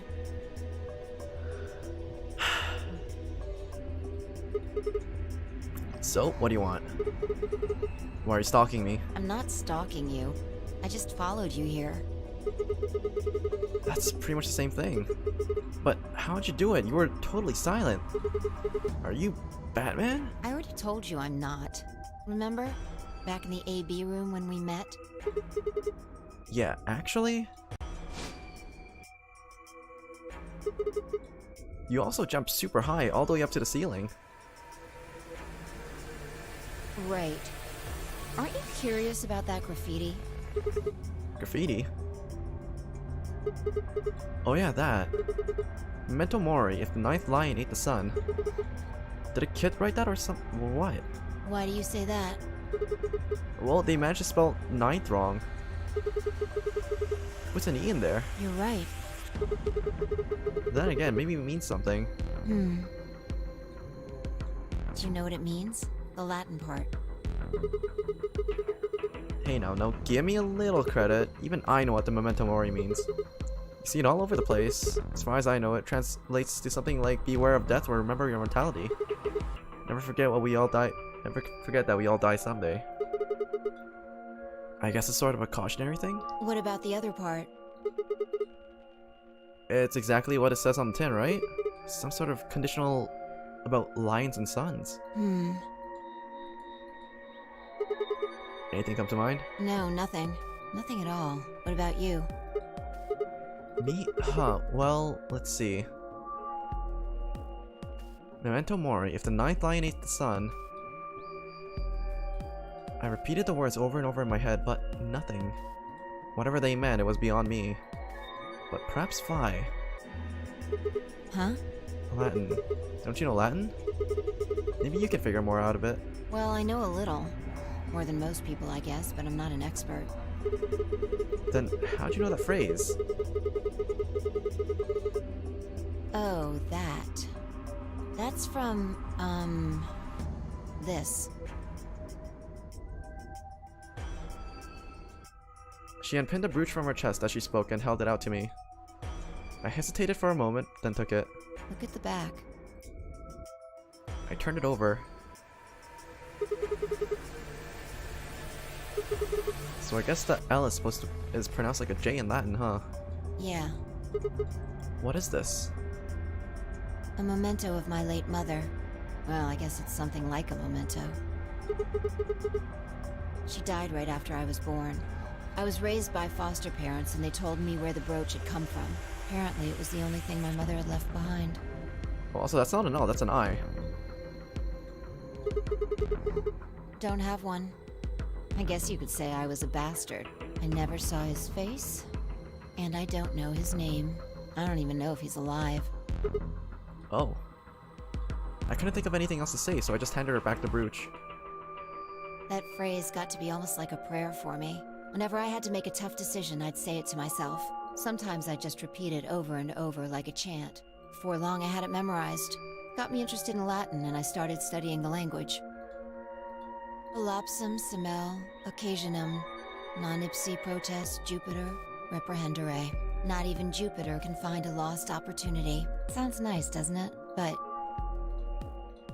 it seems kind of funny now. I mean, look at us. We've done what Jupiter can't.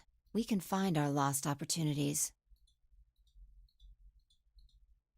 That's why I followed you here. I thought it would be a good idea to talk to you about all this. Alone. Yeah. There's something else we need to do too, though. Find a number 2 bomb. Exactly. So we should get going. I'm pretty sure the bomb isn't in here. There's nowhere to hide it. So... You're saying we should go somewhere else? Yeah. Well, come on, don't just stand there. We need to get a move on. Without waiting for a reply, she turned and started towards one of the exit. I followed.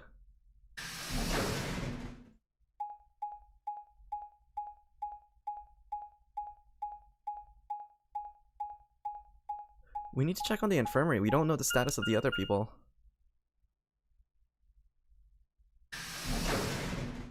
Okay, the archives.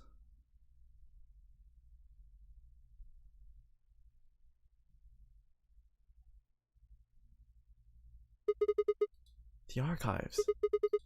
Good place to hide a bomb. Where the hell do we start looking? I doubt it really matters. If it's here, we'll find it eventually. So what about that Jupiter stuff? We can talk while we look. Now get started.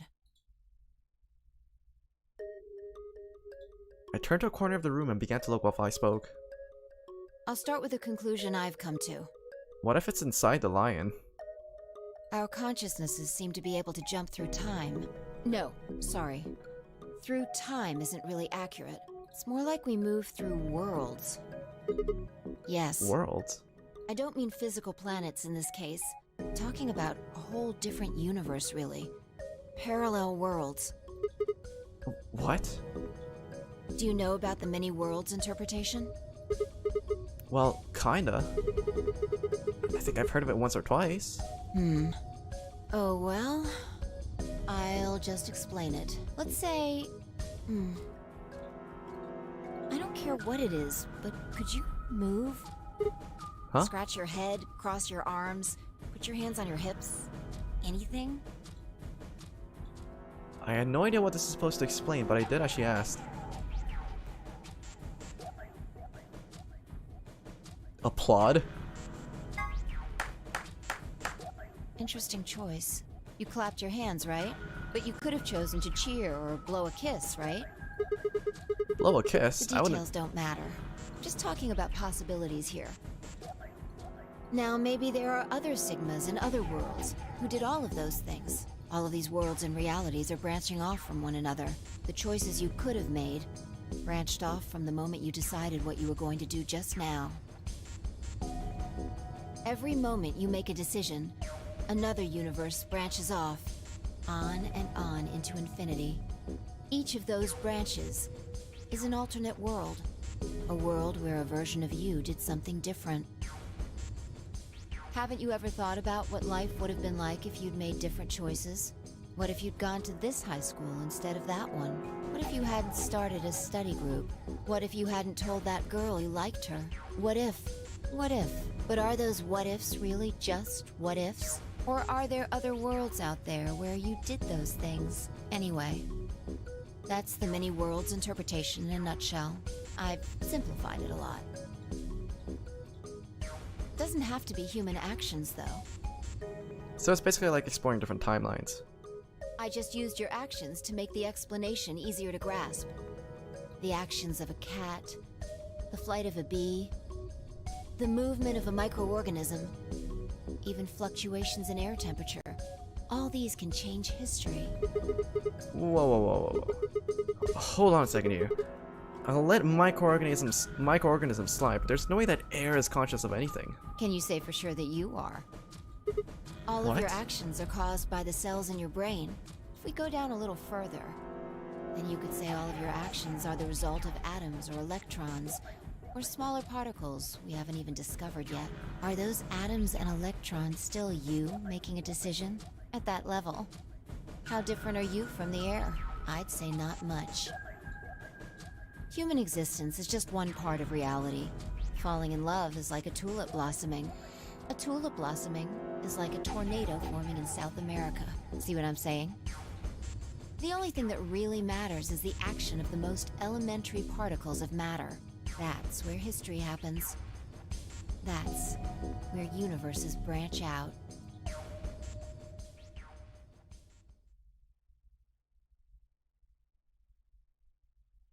Hey, you stopped. Are you done with that shelf? Oh, no, not Well, yet. keep looking while I talk. How familiar are you with quantum physics? Never mind, don't answer that. I'll try and keep it simple for you. Let's see. Oh my god, how much longer is this gonna go on for? Okay, we'll keep Hey. listening. Hand me that box, will you? Oh no, she's gonna give us a fucking Schrodinger's cat explanation. I handed the box I've been examining over to her. She set it down on the desk and opened the top. I forgot how much info dump about random shit this game's had. Yeah. Same. I didn't think that one square would be so much talking. Also... But it was also inevitable. Ah, there's a stuffed lion over there. Perfect. He's part of Felidae, too. With that, she grabbed the lion and tossed it unceremoniously into the box. She also took a weight and an ink jar and put them in next to the lion. Alright. Everything's ready. Ready? Remember that book in the crew quarters about Schrodinger's cat? It relates to all this stuff I've been talking about. Anyway, come look at the box. What about looking for This'll the... only take a minute. Now look. I shrugged and peered into the box. What do you see? Well, there's a From stuffed now lion. on, that's a cat. A living cat. This is important. Got it? Yeah, it's a cat. Meow. Oh man. This again? Sorry. I can't help it. I find that hard to believe. Ugh. Fine. Maybe I can just ignore it.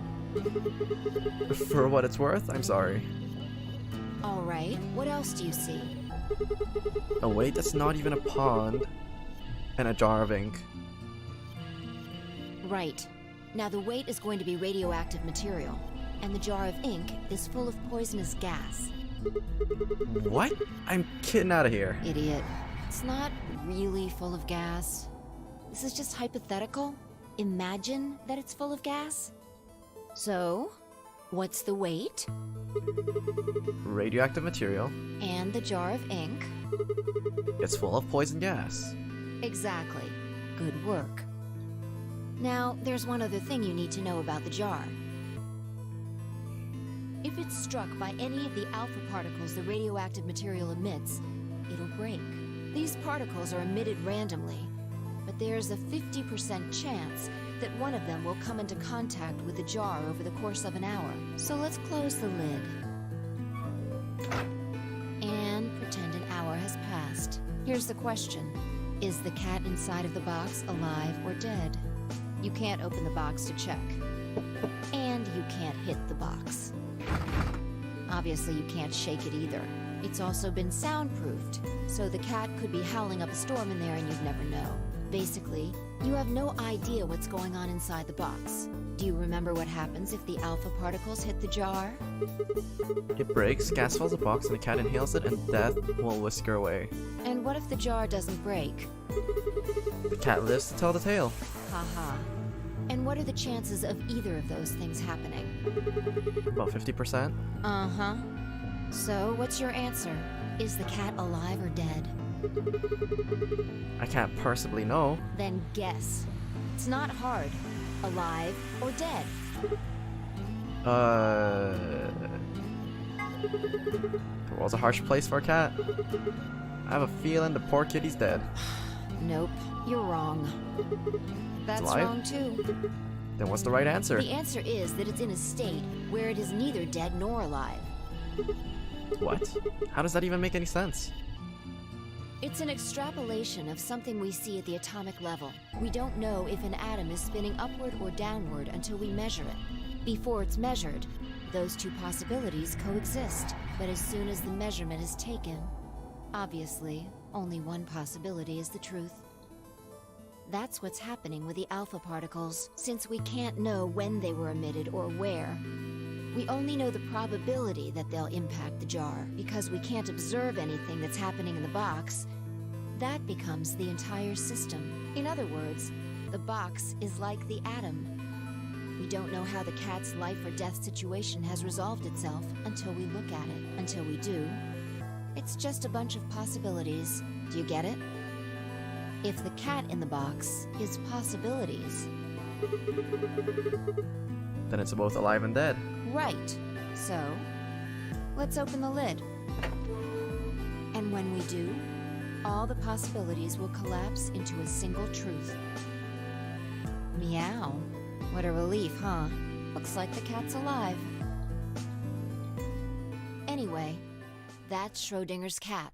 The many worlds interpretation is one theory for explaining that weirdness. So there's another world out there where the cats died. Yeah, that's the idea.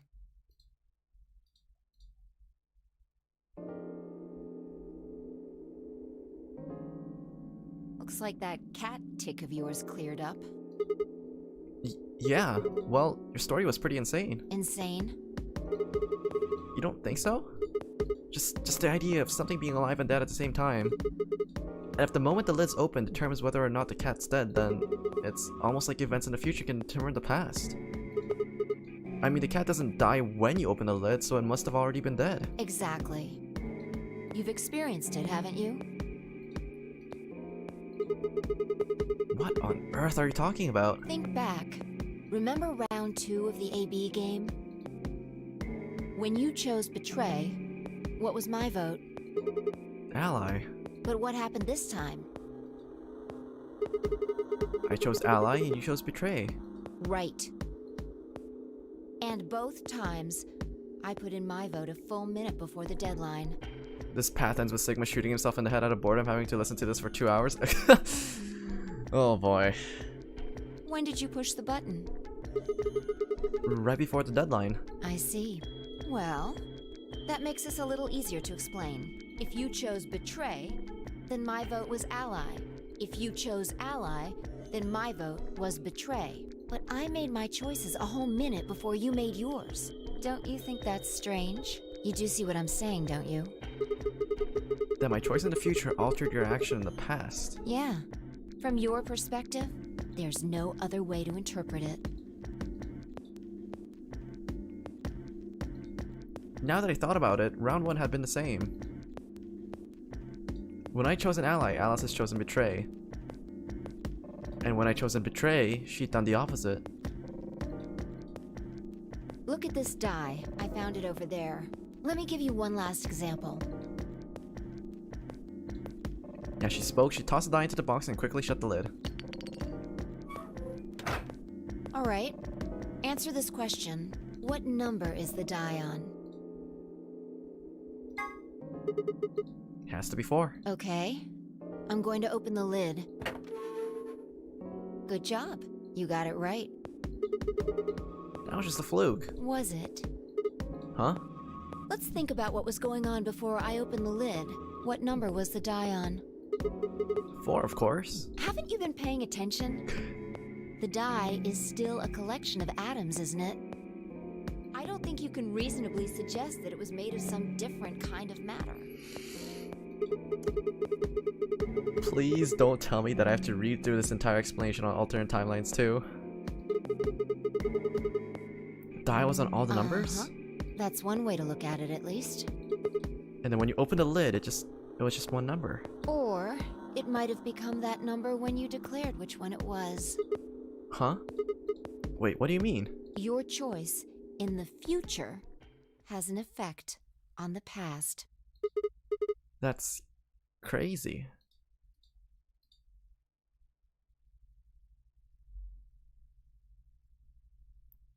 Anyway, that's all I wanted to say. Oh, thank fuck. We got a little off topic there, but I think I made my point. A little? Reality separates off into an infinite number of branches for each and every possibility. You and I seem to be able to jump from branch to branch. Of course, our bodies aren't doing the jumping. Yeah, we survived the exposition dump. Thank fuck.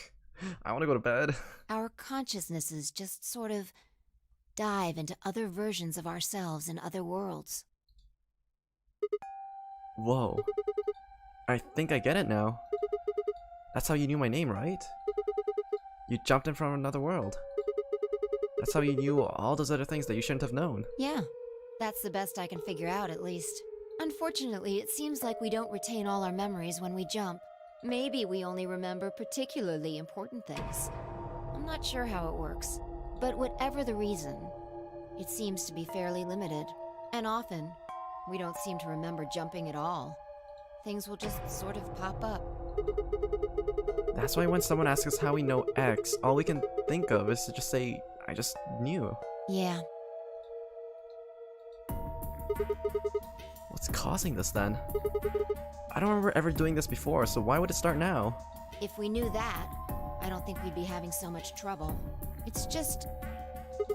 Just what? Well, I'm pretty sure it has to do with why we're locked up in here. There's no way this doesn't have something to do with whatever Zero Senior's trying to do. Why would he have left that Schrodinger's cat book in the crew quarters? You aren't kidding, are you? Maybe this is some sort of huge Schrodinger's cat experiment. And all 9 of us are locked inside the box right now. And what if you've got it backwards? Backwards? We're outside of the box, and the rest of the world is inside. The moment we step out of this place... Yeah. We might be determining the history of the world outside. No way.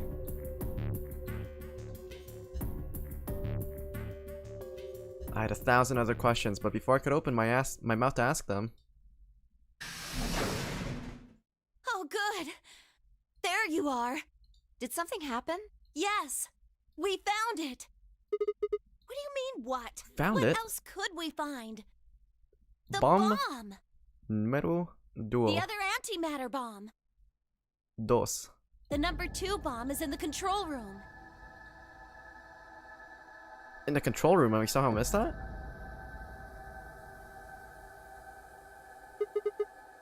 Yeah. Oh, okay, of course I would have missed that.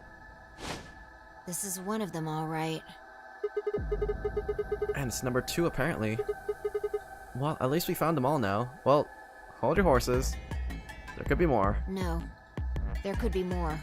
Like Kay said, there might be a number 4 bomb out there. We have no way to know.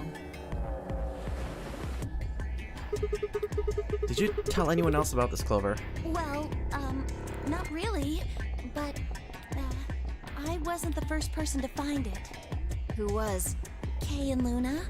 After they found it, they came to the infirmary and told the rest of us. Who was in the infirmary? Everyone. Tenmi, Oji, and Dio were there. So were Alice and Quark, of course. Although they were still asleep. So everyone who wasn't asleep knows about the bomb. I see. Yeah. There's nobody else here, though. Where'd they all go? After we came here to look at the bomb, they all left. They were going to go look for you two. What about Alice and Quark? They're the same. Still sleeping. We checked them out just to be sure, but they seemed fine. That's good. Fi and I looked at one another and let out a small sigh of relief. Oh, right. I checked everybody's bracelets when we were in the infirmary. Did you want to know what they were? It took her only a moment to explain. Alice was a green solo, and Quark was a blue solo. Dio's bracelet made him a yellow pair. and Tenmyoji was a cyan pair. So, what are options for groups? The next set of doors to open are going to be the white doors. That means we'll have to mix our colors so that we get white. Fi laid out what that would mean. Option A. Fi and Tenmyoji would pair up with me. Kei and Dio would pair up with Quark. Clover and Luna would pair up with Alice. Huh? There's only one option? Yeah. Yep. Any other combinations don't make white. What about Alice and Quark? Luna said it's gonna be a while until they wake up. We'll just have to carry them. The secondary doors won't open without 3 bracelets. And if we can't open them... Yeah, we'll get penalized. Exactly. Don't worry about Alice. I'm on her team. Are you saying you can carry her? Yeah. Well, I can get Luna to help me. True. I'm sure she'd be happy to help.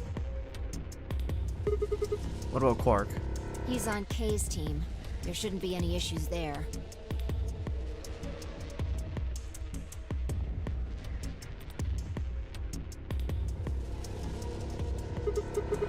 Well, we still need to figure out what we're gonna do about the bomb. Alice said that we should be safe as long as it's not triggered with the remote. Maybe, but we can't just leave them here forever. I mean, if they go off, then everything in like a couple 100 kilometers is gonna get fried. I mean, yeah, but where are you gonna take it? Wait, a couple 100 kilometers? What are you talking about? That bomb should only have about as much explosive power as a ton of TNT. Which is nothing to sniff at, but that's nowhere near the yield of the kind of yield that you're talking about. It could be. What if these bombs are just like the detonator? Oh, you mean there might be a bunch more anti-hydrogen around here somewhere? Yup, right over there. The reactor. Yeah. There are supposed to only be 18 antimatter reactors in the whole world. If that's one of them, then there's a lot of anti-hydrogen. How much is a lot? 3.5 kilograms. That's a lot. That's like 10,000 times more than Alice's 350 milligrams. If there really is that much, and if it does explode, then we would be looking at an explosion roughly 10,000 times more powerful than the bomb dropped on Hiroshima. No, that's insane.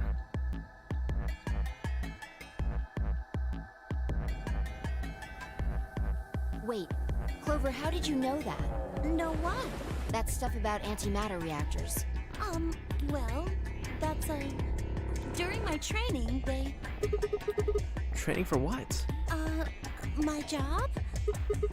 And of course.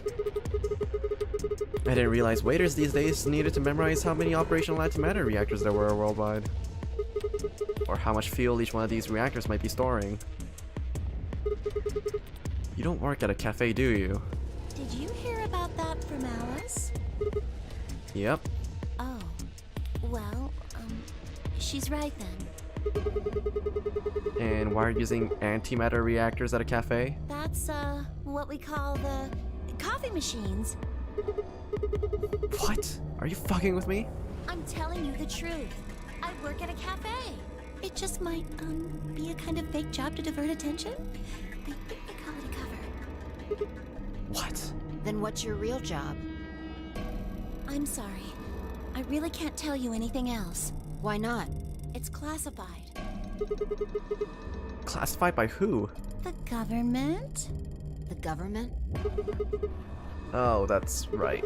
Alice said that it was her job to eliminate enemies of the state or something, so you two do work together. Oh no! Check your bracelets. How much time do we have left? What are you talking about? How long until the doors open? Come on, quickly! Damn, we were supposed to have met up 5 minutes ago. I'm heading back then. Remember, we're supposed to meet at the infirmary. You guys hurry back, okay? Bye! Hey, you haven't... Damn it. So we actually have been listening to an exposition done for a full fucking hour. And she's gone. Fine. She's right, you know, we need to get going. Hold on. I need to check something really quick. What?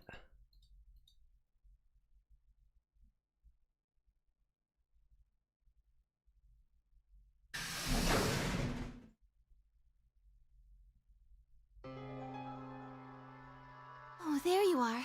You're late. What were you doing? Nothing. When we arrived, everybody else was already back.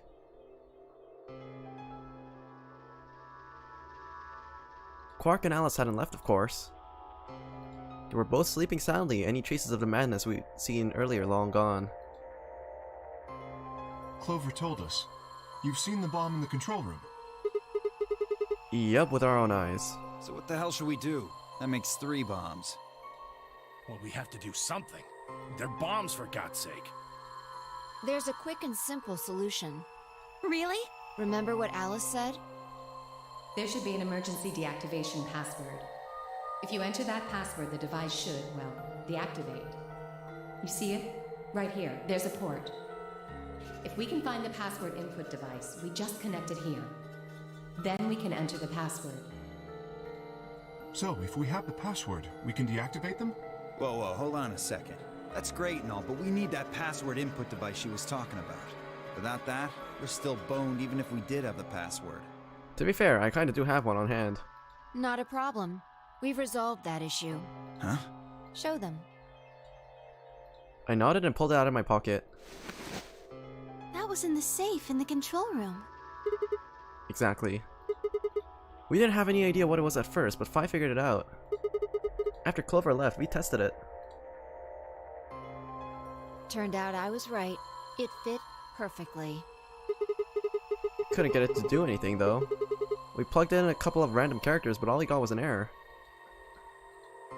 Still, I'm sure this is the thing Alice was talking about. We just didn't have the right password. But why was it in the control room? Do you think Zero Senior put it here for us? That would suggest it was also Zero Senior who set up the bombs. Doesn't that seem odd, though? Zero Senior wants us to play the nonary game, right? So why would he set bombs? Maybe he wants to blow this whole place up if someone commits some crazy violation of the rules? That doesn't make sense. Our bracelets already have poison in them. If someone breaks a rule, all he has to do is activate their bracelet. Yeah, you're right.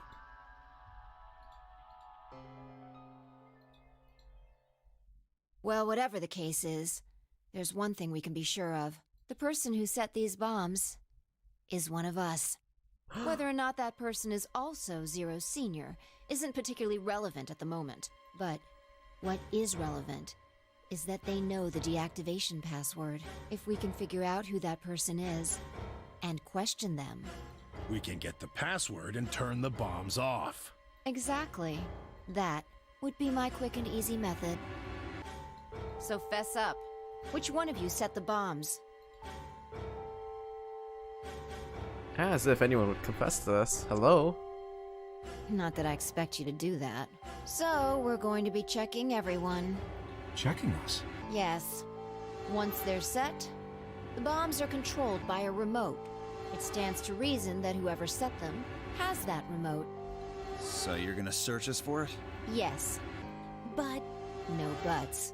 If you refuse, that implicates you. Do what I say and you'll be fine, assuming you are actually innocent. Understand? No reason to wait. Let's get started. Anyone want to volunteer to go first? All right. Let's see.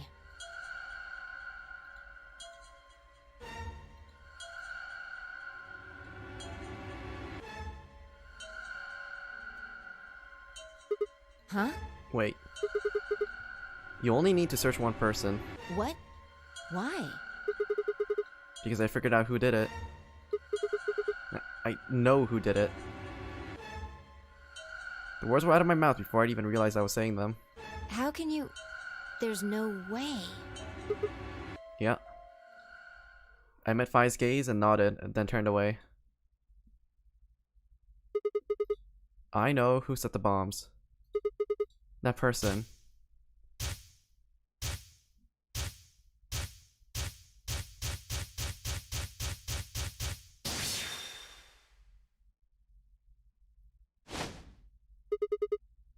person. You did it! The room was suddenly silent.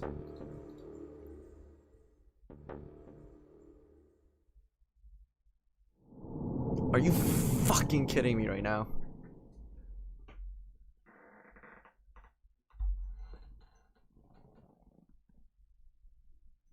Oh my god, are you kidding me?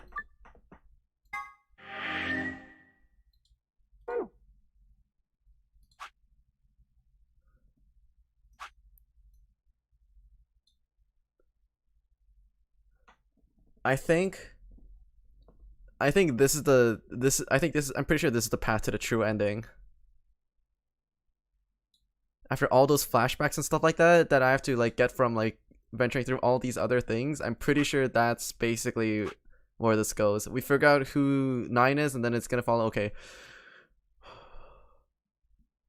So we put ourselves on the and I'm 90% sure that this is actually the true ending. And then this is basically gonna, like, once we unlock this is gonna branch out into like a whole other tree right under here. Oh my god. So yeah. Here's to hoping that we won't have to listen to another one of those long ass explanations of the same topic over and over again in any of the other timelines. Yeah, so thank you all for dropping by, and I need to go to bed. Oh my god.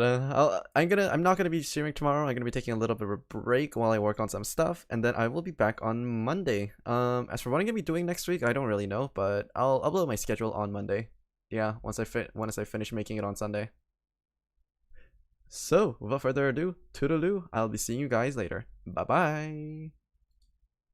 Bye bye.